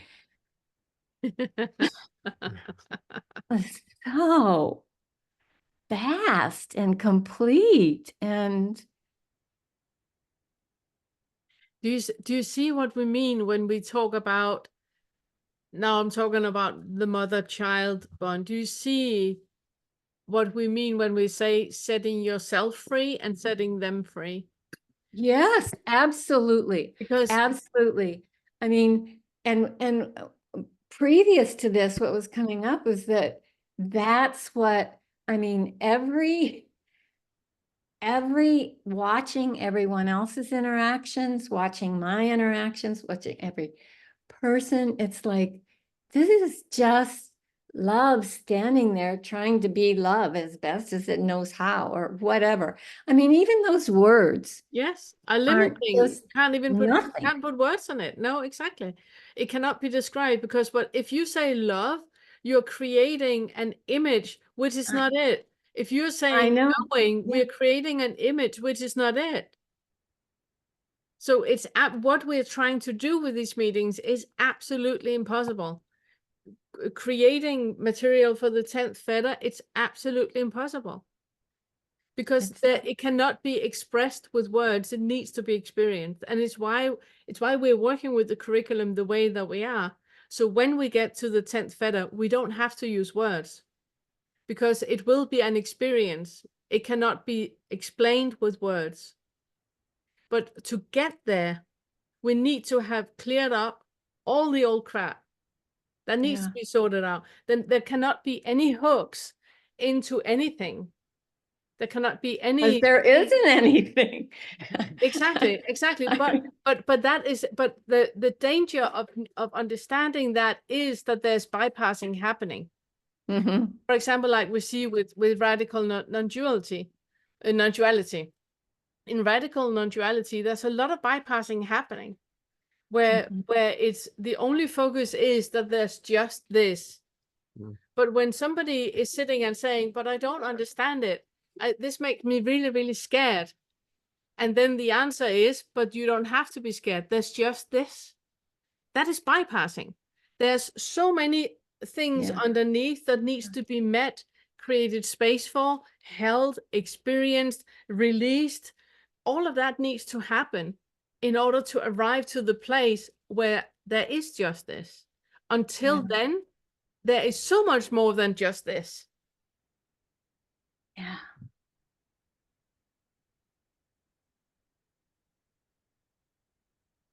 Thank you. Yeah, thank you. Oh my goodness. It's magnificent. Yeah, it's magnificent. And it's just contentment. It's the only word that I have been able to come up with that is something in the area of that. Yeah, you know, like when we were doing the opening, I couldn't find any labels. I didn't have it, you know, no emotion, no, you know, there wasn't any, there's just what I was experiencing, just this. And what did come a memory of Nisargadatta says, don't be bored with peace. That's great. Be it, be in it. Yeah. That's beautiful. Yeah. Yeah. Yeah. Thank you. Thank Thank you you. so much, sis. That was beautiful. Namaste. Namaste. See you soon. I love that. Suni. Hi. How are Hello. you? Talking about traumas. Yes. And since this is an inquiry session, I have, well, you talk a lot about the holograms that certain other people sparks in us, that it's not what they say, what they do, it's really not their action, Yeah. and it's not them doing anything. It's really about the hologram that comes up and is being projected to me. Mm. And I think I have realized that,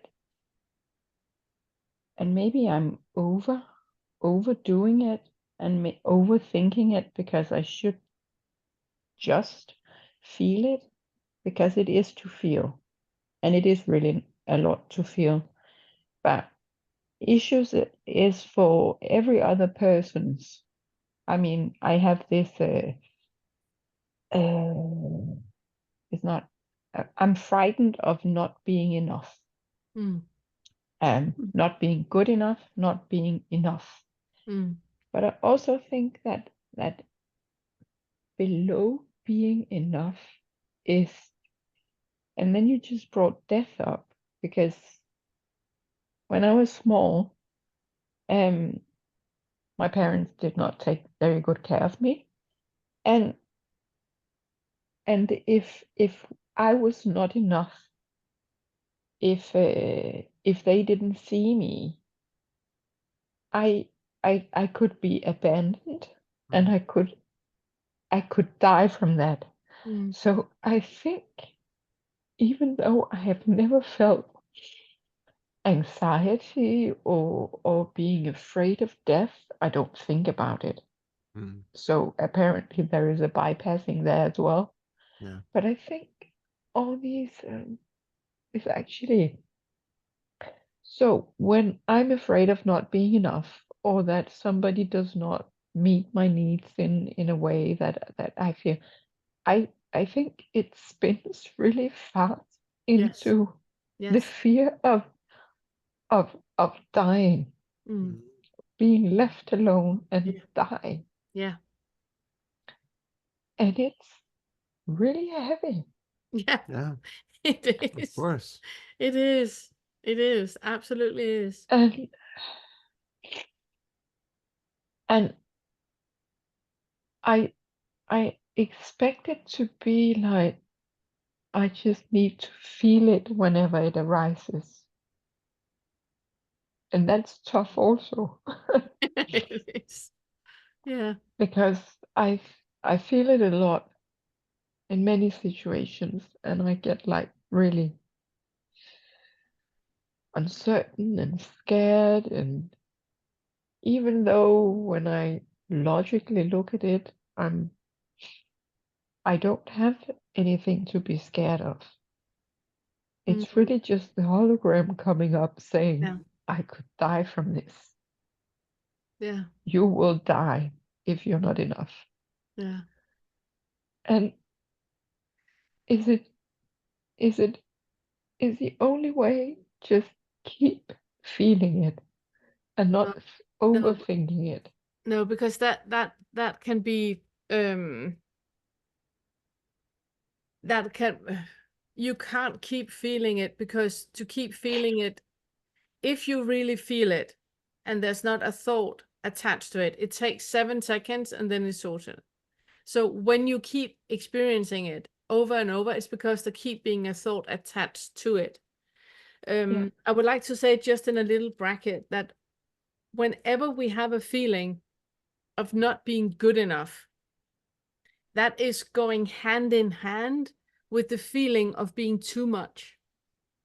So we are both not good enough, and we're both in the way and too much and should be a little bit less. So it's no matter how we treat it, those are the two sides of it. And that thought of not being good enough, and then when you try to be good enough, you go into the other thought of now I'm too much. So it's like an ongoing battle in the mind that is throwing you back and forth, back and forth, back and forth. At no point are you in the body. You are in your mind trying to think yourself out of this, and that will never happen. That will never happen because the mind will keep adding new stuff. It's only when you detach the thought. So the thought is when you are sitting and you have a feeling of not being good enough, you let that feeling become big in your body. So you feel that you're not good enough. You detach the thought and then you just sit with the sensory experience. And that can be like a feeling of suffocation. It can be nausea. It can be contractions. It can be hardly breathing. It can be lots of things. Can you be in a body where that is present and you just allow it to be there? Within 7 to 11 seconds, that is going to be exchanged with a sensory shift in the body that is shifting to something else. And a feedback loop is happening up to a thought that is now telling you that you're too much. You're taking up too much space. That is sending another sensory experience into the body. When you catch that, you detach the thought, and now you sit with a sensory experience of being too much. That can be like a headache, dizziness, nausea, again, contraction other places in your body. It can be a feeling of you kind of like making your shoulders smaller. So you're kind of doing the turtle, contracting yourself so you're not taking up too much space and not being too much. So feel into the body. What is happening in your body? Instead of being in that whirlwind of the emotions, which is just thoughts, see if you can pull yourself up and notice which muscles are contracting when I feel that I'm not good enough. Which muscles are contracting when I feel that I'm too much? And But can you be in a body where that happens? yeah, but most of the times it happens maybe in situations where because they are created by thought. Mm? Yeah. And it happens in situations like when I drive a car or I drive a Yes. bike Because or there's space. I'm in There's traffic. space. This is something that is so old. This is little Suni that has had that contraction in her body over and over and over and over. You haven't had the emotional, or psychological, or physical maturity to deal with it until now. So now it comes up whenever there's space. Sitting in the car, what else are you going to do? Work with that. Doing the dishes, what else are you going to do? Work with that. And that is where the reparenting that we talked about earlier comes in. That you allow those feelings, those sensory experiences to be in the body. Detach the thought, allow it to be there. Notice which muscles are contracted right now. Oh, wow, these are the same muscles as every time I go to the post office. Why is that? Okay, interesting. So there's no correlation between what you thought there was. Yeah. But because when we did the meditation in the beginning and we were looking into the body, it's like it's like this buzzing sensation in the stomach, and it's compared with nausea. Mhm. Yeah. And it's like ongoing in my body for the moment. And it's like, yeah. And it is. And but actually that feeling is there all the time, no matter what I feel. Yeah. If I laugh or if I'm sad or Because and it's the underlying belief is still there. The undertone of Sunni is that. yeah. So and instead of diverting from it, just stay with the sensory experience. Put a hand on your tummy, like, oh wow, you're nauseated again, sweetheart. Even though you're sitting and laughing or you're driving the car or whatever you're doing, have that compassion with yourself. Oh, you're nauseated. It's a sensory experience, it's not a thought. So stay with the sensory experience. You wanted to say something? Well, I was just going to say, yeah, I mean, I love all that, But I was just going to say also to notice that, like you were just pointing at, the that when you feel that sensation in the stomach, already the label nausea is already a label. So see if you can take that off, because the label nausea has so much negativity associated with Yeah. it. So But I am aware that the sensation can mean both happiness and sadness. Yeah. And I basically these are just like a basic feeling that can have many different labels on it. Yes. And Yes. I felt that when we did the meditation in the beginning, Yes. that it could mean many But different it could mean things. butterflies. Could mean butterflies in Yeah. the stomach, which Yeah. has a completely different connotation. So notice then also, if you feel something else in your experience, like if you notice that there's sensation there, which could be interpreted different ways, notice if there's something else in your experience which is giving those sensations that particular coloration. We could say that there's a thought, but we have to be specific about what kind of thought it is, whether it is coming in like a visual form, is it a spoken word, is it something where you have something even more vague than that, where you're actually picking up not just the sensation in the belly, but there's something about your facial features, the feeling of the physical expression of the face, things about the internal image of the way the body is, that reflection of, if we're sitting there with a big genuine smile, the musculature gives a feedback to the system to let it know what the emotional tone probably is. And if we sit there with a feeling of, scowling, sadness, that's feeding back into the system to show that, oh, there's something going on in the system that feels like this. So you can be aware of the belly sensations, but also notice everything that's going on up here physically in the musculature of the face, the expression of it, but also the visual images that show up that reflect that, and anything else that is giving you a tone of sadness, fear, uncomfortable, whatever. And recognize that that is all part of the thing which is making something out of that sensation. So that is it okay if I just do a quick exercise? Yeah, of course. This is for everyone. This is for everyone here. I would like for you to just make yourself comfortable, sit straight up and close your eyes and feel into how it feels to be in the body right now. If you should have one label, it could be like impatient, angry, happy, annoyed. Just one label on what is the feeling tone, like emotion that is connected with how it feels to be in your body right now. Now, on the next inhalation, I would like for you to inhale on a smile, and every inhalation you do from now on, it's only an inhalation on a smile. So you smile, and it's not only on the outside you smile, it's also your tongue that you shape in a way as if it's a smile. So you let your tongue smile as well. Every inhalation you do with the tongue and with your mouth is an inhalation on a smile.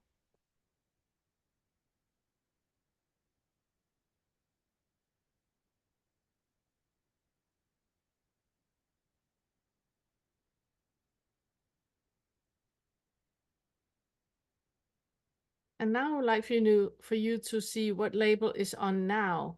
What feeling tone do you have now? I bet you it has a positive connotation. Okay, make a deep inhalation and breathe out. Because this is exactly what Todd is talking about. And this is where the embodiment and why the embodiment is so important, that we really become aware that the way that our body is, the way that our muscles are, it's giving a signal to the brain of how the brain thinks we feel because of the contractions in our muscles.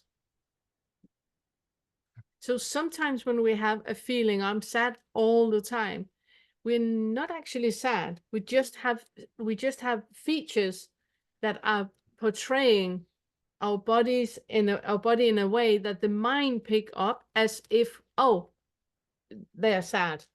That's what's going on. So I But just I look at keep it. crying.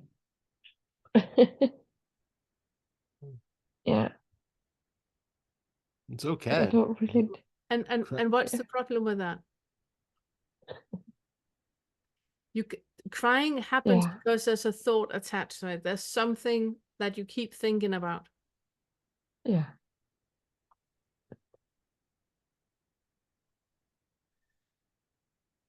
But when I try to remove the label of why I'm crying and just feeling it, then it's like it's just extra crying. Is that because I'm attaching a new label? Probably. Crying, really sobbing happens again for 7 to 11 seconds. We're not sobbing that long. No. There's a thought that is attached to it. Otherwise, it's not happening. The body is running out if we're not fueling it with a thought. There's just equanimity and contentment in the body when we're not adding anything with thoughts. All the different colors that all the different feelings they have, they're not coming from the body, they're coming from the thoughts. And when we detach the thoughts, it's just contentment and equanimity. And there's nothing else. There's only kind actions. There's only contentment. If that is not there, it's because of a thought. And I keep trying to say to myself that everything is like it is, and like it's supposed to be. It cannot be any different. But it's just these holograms keep coming up. So what if that is a metaphor for something that you need to look at, what is it you need to look at? I need to look for the trust in what I am. Okay. Can you not? And I need it, is and I that, need it from myself. yeah, but is Not it possible for you not to trust yourself? no, So sort it. it's not. Sort it. Yeah, but it's But yeah. it's that easy, Sunni. It is that easy. Whenever you because right now you're creating a story out about you not trusting yourself. And now you're in the stories about you not trusting yourself. You're in your thoughts, back into the body. Is it possible for you not to trust yourself? Is that even possible? A moment is happening this quick. You don't even have time to trust or not trust. The moment is already done. Remember way, way back when I said that the moment is gone like that? Yeah. There's not even space or time for you not to trust yourself. That is an idea created by the mind. You cannot be in your life right now where you do not trust yourself or where you do trust yourself. Neither is possible. It's a thought. Yeah. Yeah, you want to add? Well, yes, I do. To create the idea of trust, or the idea about being able to trust yourself, in order to even hold that idea in mind for one moment, there has to be bringing up thoughts about times in the past where you've done something that you regret, that you feel like, this is why I can't trust myself, because I will make this mistake again. I will do this again. So you're already imagining things which aren't here right now. And then you're projecting into, well, I might do this and I might do that. And you're already not living now where you actually are. You're creating a hypothetical storyline of multiple storylines that may come about, in which case your judgment can't be trusted. And none of that is actually happening. It's only what's happening right here when the decisions are being made, when actions are happening, and that's it. And like Pernille said, we're basically always playing catch up. We're recognizing after something, not catch up like the food, not catch up, not catch up. Are you joking about my your accent? My accent? My accent. I'm the one with the accent. Yes. No, we are always playing catch up. Thank you. that something has happened and we're noticing it afterwards and taking credit for it afterwards, or we're always trying to pave the way for the future by anticipating what might happen, which is almost never what actually happens. So it's really part of the reason that we come back to the feelings in the body so much is because if you are truly anchored in the sensations in the body, you are here present with what is here right now, and you're not indulging in the past or the future, but also it's keeping you out of any of the thoughts, whether they are reminiscing, imagining, or even just ruminating about what you're feeling right now. Any of that stuff has to be mind generated, and you can't access that or be taken away by that if you're really anchored in the physical sensations in the present moment. That's really good. Thank you. Does that make sense? I didn't fully get it. Okay. The self-judgment part, or the staying with the feelings in the body part? But aren't they linked? Well, I mean, by thought, but you have to have thought. yeah. Yeah. And so I would say, like, there are, as a bit of an oversimplification, there are basically just three ways that we interact throughout our daily life. And it's either being identified with mind, identified with the thoughts that are going on, whether it's thoughts about the past, the future, or looking at Or how thoughts things about are this right moment. now. Yeah, Yeah. exactly. Things that we think are happening right now and our interpretation of that. We have that way of thinking about, or that way of interacting with experience. We have the being with the actual sensations in the body that are just physical sensations without any thoughts attached to them. It's just the raw, direct experience of sensation. And then we have this third one, which is kind of where you have this feeling of spacious awareness, where you can be aware of thoughts, you can be aware of sensations, but you're not really attached to anything.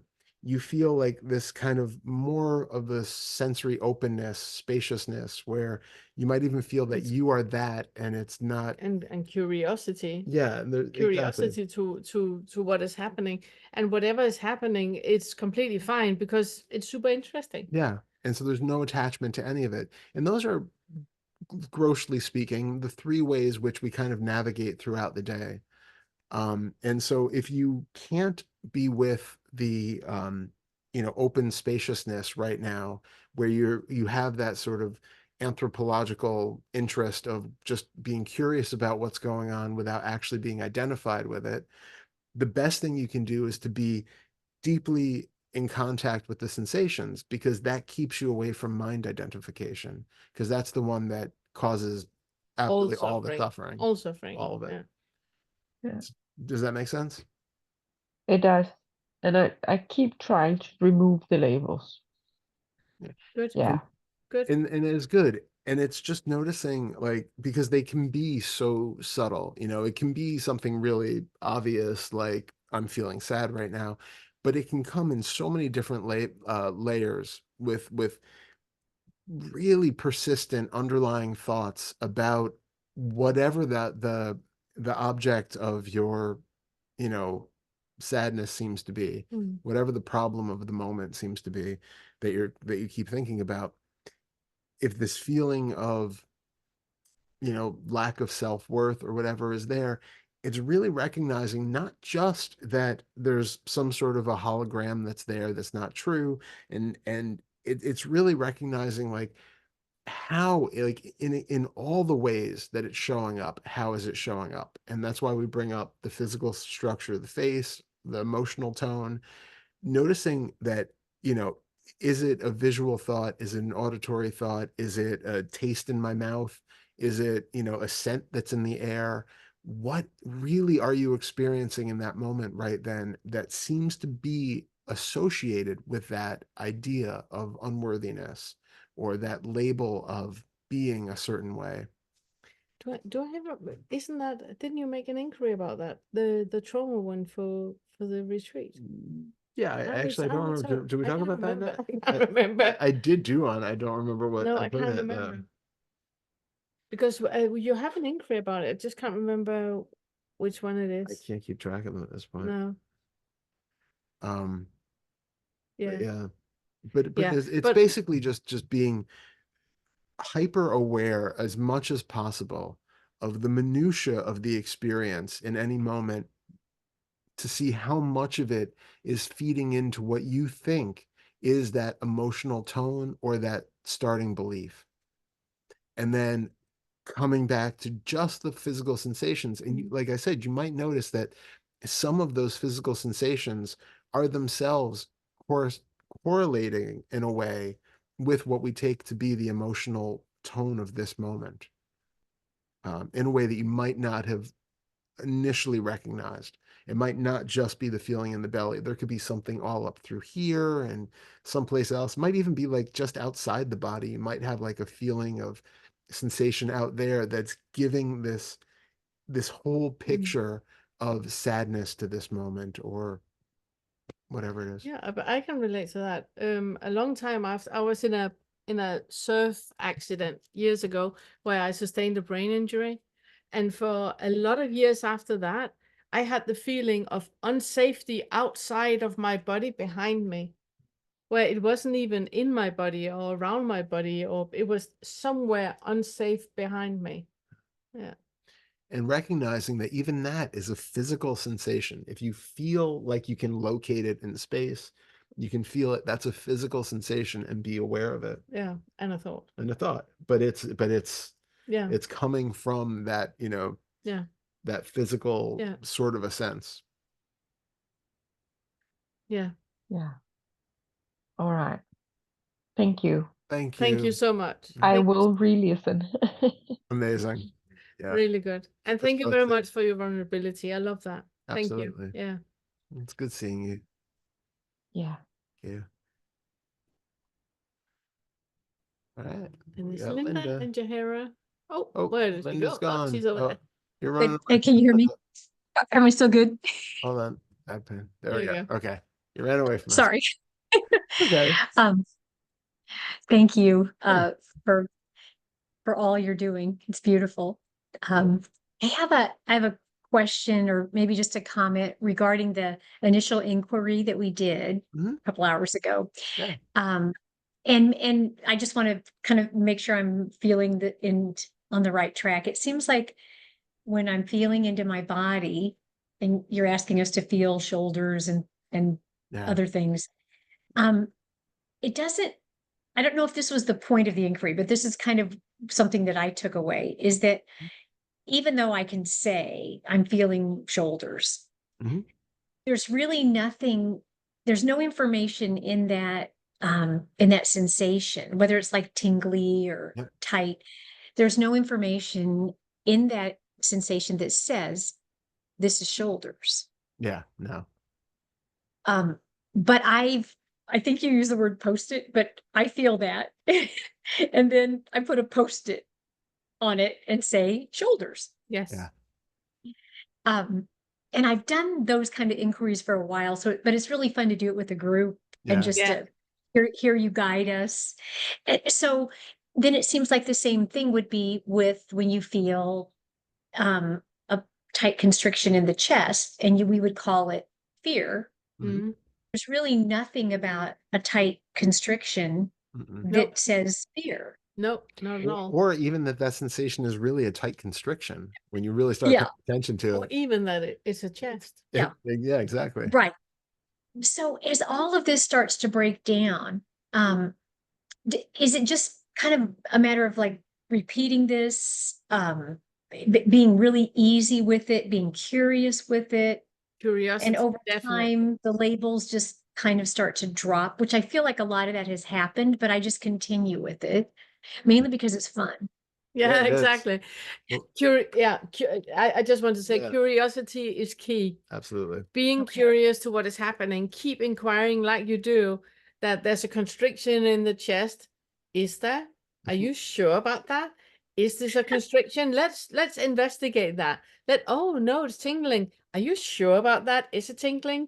So it's just keep investigating, and you can do that with everything you do in your everyday life. Question everything. Yeah. Everything can be an inquiry. Absolutely. And it just seems like if you live this way, things become, I don't know, more free. I don't know really the word. But Absolutely. Well, what I was going to Yeah. say, doing Yeah. it that way, like with just the raw sensations bit by bit, is a very Fetter 6 kind of exercise. Mm. So you're breaking Yeah. down the feeling of the boundaries of the body and the feeling of this is definitely a shoulder and this is definitely a chest and all of that. Also, the other interesting part of that, though, is to notice if part of that post-it that's going on, it is one of those mental images that shows up that when we feel a sensation here with our eyes closed or with our eyes open, are we seeing a chest? Are we seeing, because many of us will have that just automatic. As soon as you feel something here, there's an image of a shoulder that shows up to indicate, oh, that's where it is. And so that is also something that we can get notice is happening. Let me ask you about that Yeah. because I've heard you say that before. I've listened to some of your videos. I don't feel like that I have an image of a shoulder, but I don't feel like I see an images the body that way, but I definitely have a little bit of a sense of direction. Mhm. Yeah, Like, exactly. so that's a little post-it, right? Yes. That's a little Yes. identification of and so if I ask, I really can't be quite sure that it's on the left. No. Just inquiring into that, is that what you would recommend, just kind of softening around it and you're not quite sure if it's on the left? Yep. Mm. If I went to a doctor, I would have to say it's on the left. Yeah. I Exactly. want you to look at my left shoulder. Yeah. But for my just curious inquiry throughout the day or before I go to bed, or it's just like, you really sure there's a left? Well, Yeah. Could that's it it. be? So, and Yeah. it's again, the 6th Fetter part of the exercise would be absolutely that. And if it does feel like it's on the left, the question is left of what? What are we taking to be the center point, which is saying that this is on the left of the experience and this is on the right of the experience? What seems to then be in the center that is sort of the focal point that we're taking to be the perceiver, the witness, or whatever else, which seems to be taking these things in from a point of perspective where there is a 360-degree world around us. So Yeah, that's that's the weird part. Where's the center? Where am Yeah. I measuring from? Yeah. yeah. So that's a super interesting inquiry Okay. for that. I just want to make the quick distinction, though, that between what we did in the opening exercise versus that, the opening exercise, I was just using that as a way of initially just getting into the feelings of the body. But in the Right. actual practice, it's more about noticing the emotional tone, like I was just like we were talking to Okay. Sophia about. And it's the emotional tone of this moment and how it relates to certain sensations in the body that seem to say that right now, this is a feeling of boredom. Okay, well, can you sit with just those sensations that feel like boredom and find out, are they really boredom? Is this not contentment? Is this not happiness? And then noticing that our perception of the sensations as a whole change moment to moment like that, and that actually Okay. all of those labels are some post-its that we're putting on top of them. That's such a good description. Okay. Yeah, and when I asked about it, I was kind of combining it. I mean, I kind of put it together when that's not how you taught it. Yeah. So I kind of went from a body inquiry to 6th Fetter, but you were leading us in a slightly different direction. But that just made me think about, what should I ask about that? So I'm thank glad you for did. that. Yeah. Yeah, No, thank You're you for that doing glad you did. meditation. Yeah. And can I ask one more thing real quick? Yeah, I know we've yeah. been here forever.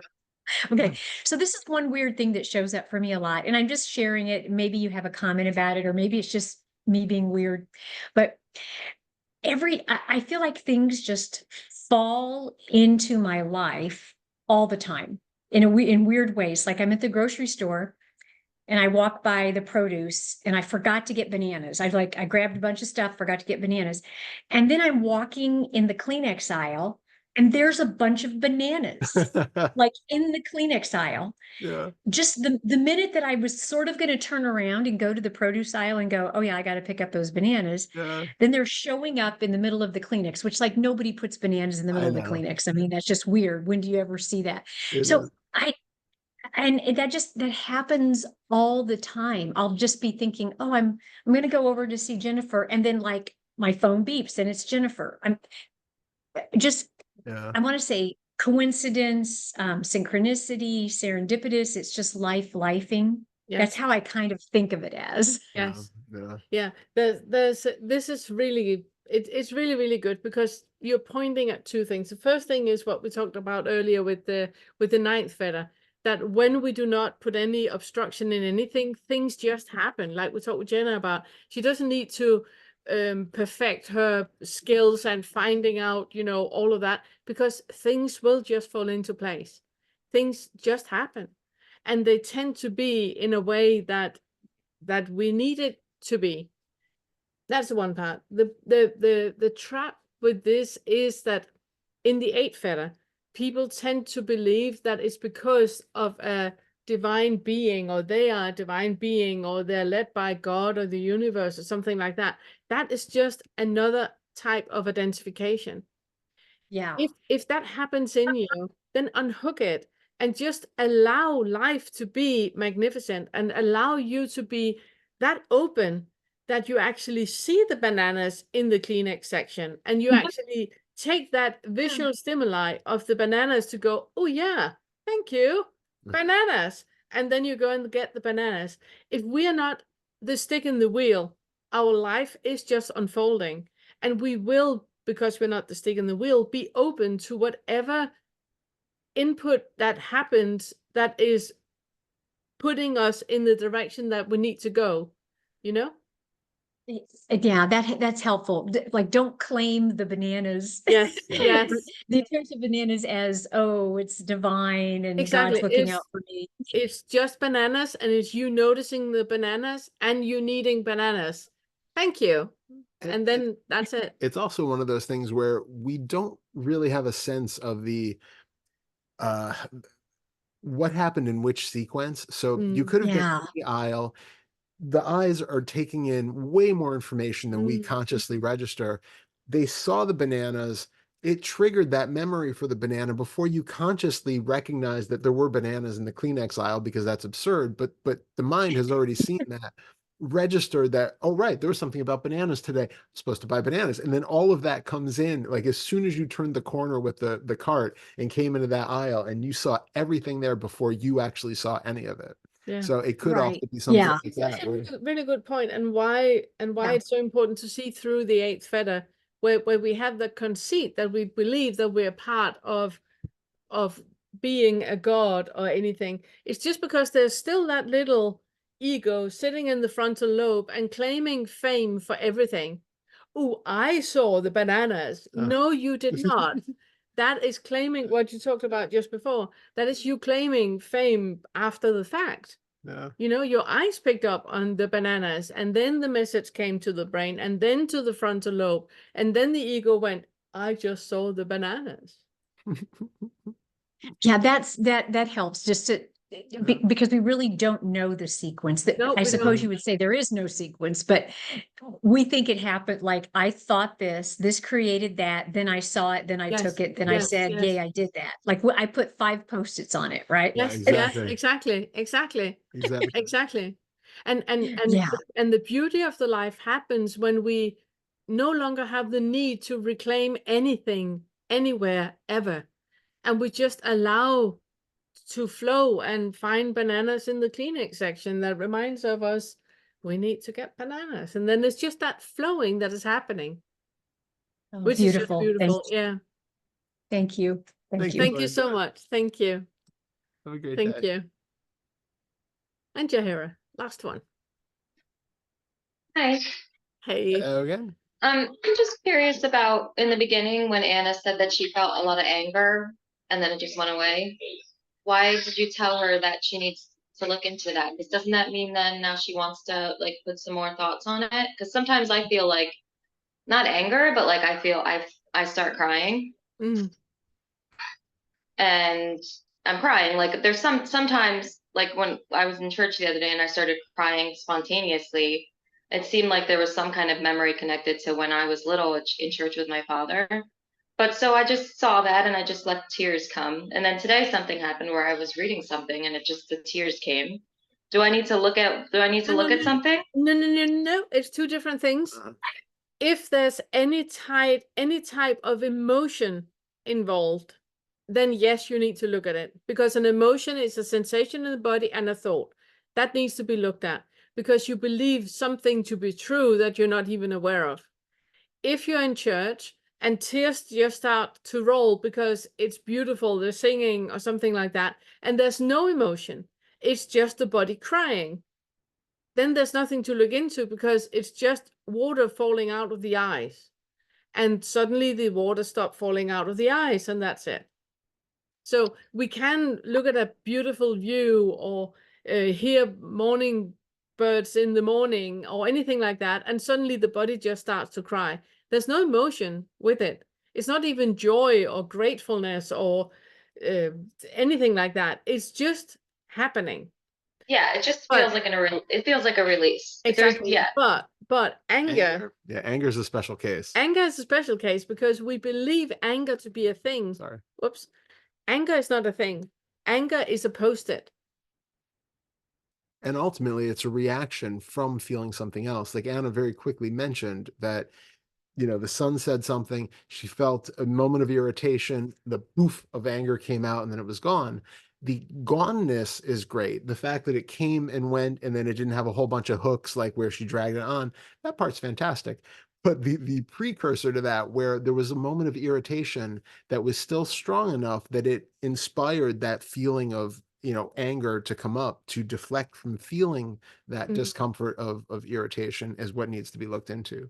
Why was it that he could say something that touched a spot? And she thought it was about boundaries. Yeah. He just said words. He didn't say anything about boundaries. He can't. So when she gets angry and think it's about boundaries, it's an inside job. Yeah. So we always look at anger separate from. Sorry. Anger is like a whole, and there's a really good inquiry that Todd has made about anger that is amazing. I just want to say that when you were in church and they were singing and you started to cry and then you came up with a thought, it might be something about my dad, that can be add-ons that are not real. It might just be the body starting to cry. It was beautiful, you start to cry, but then the frontal lobe goes like, there must be a reason. There must be a reason to why I cry. Oh, it must be about my childhood. Oh, it must be about my dad. And then it's label upon label upon label. That has nothing to do with beautiful singing in the church. Okay. So anger is different. Yeah. Okay. Yeah. Anger is a completely different thing. Yeah. Because I thought, like, for her, it felt like, oh, it's anger and then it's gone. So that's like, that was also a type of relief, release. You know what I mean? But yeah, it's also whenever we impact other people, there's something we need to look at. You know, right, but she didn't say anything to her son, or she didn't put the anger on him. She just felt it and then it was gone. No, actually, she did say there was like an explosion of something. Oh, okay. Yeah. Okay. And anybody who is in the vicinity of an explosion is affected, which means that there's more to it than just an explosion. Got it. Okay. And then just the last thing. So I think was the first pointer, like, where does the inside start from the outside? What if I said it starts at the skin? Start at the what?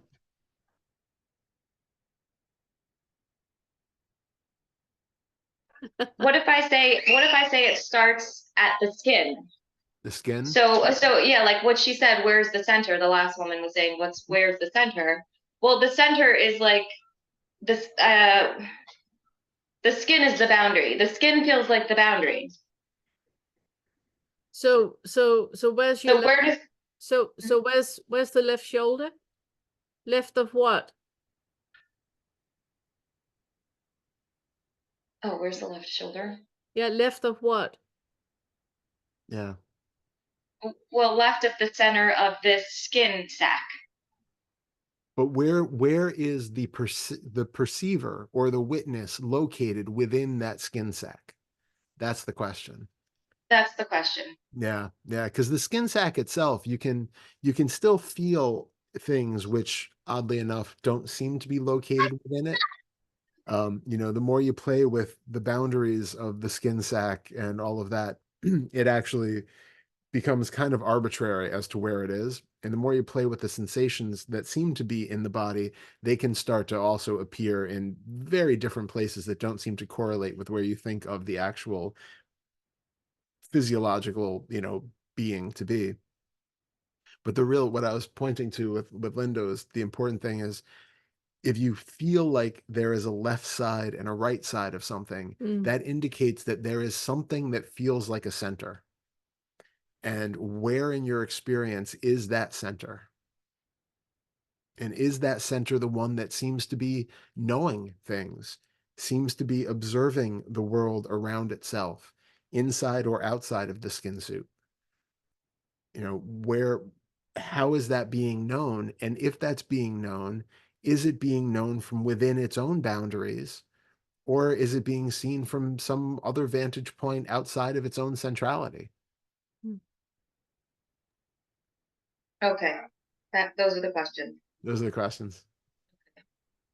Because there's something with the boundary too, with the physical boundary. Like, I can't put my hand on this table. Technically, no, but there's there's a difference though between the external version of what we see and the physical experience of what we experience. So when we're talking about sixth fetter stuff, we're really never talking about an actual like the actual external physical world. Like, we're not saying that actual distance doesn't exist and that you don't have to actually like walk across the room to turn on a light switch or something. And we're not saying that the skin suit itself doesn't have some practical boundary to it. Our experience of it, however, is really variable. And in the visual field, the perception of distance is something which is an additional overlay that's not part of our actual experience of the basic, foundational vision. Our sense of the body, as we often do when you start to really get close to the sensations, you find that you can't find the feeling of the sensations of the boundaries. And then that can lead you into feeling like there is no center here. That center point that we're looking for, when you find that that can't be found, then that whole feeling of centrality and locality in a certain place surrounded by an external world all starts to break down, because then your internal experience of that, even your experience of internal versus external, the idea that there is an experience within this, inside of the skin suit, which is tangible and knowable and experienceable, and that there's a whole world outside of that that I can't feel, even that breaks down to where there is no perceptual boundary between those two on a certain level. Yes, you will still, be able to know where you end and your child begins, and, the door functions and all of that stuff. But it's a internal feeling where these things can be seen as being much more malleable and fluid than we usually take it to be in our daily life. Love that. Okay. You're brilliant. Thanks, man. Yeah. Okay. Yep. Thank you so much. Thank you so much. Always a pleasure. Yeah. And thank you so much for your help earlier. Yeah. That was yeah, amazing. Yeah. Okay. I think that's it. I think that's all we have time for.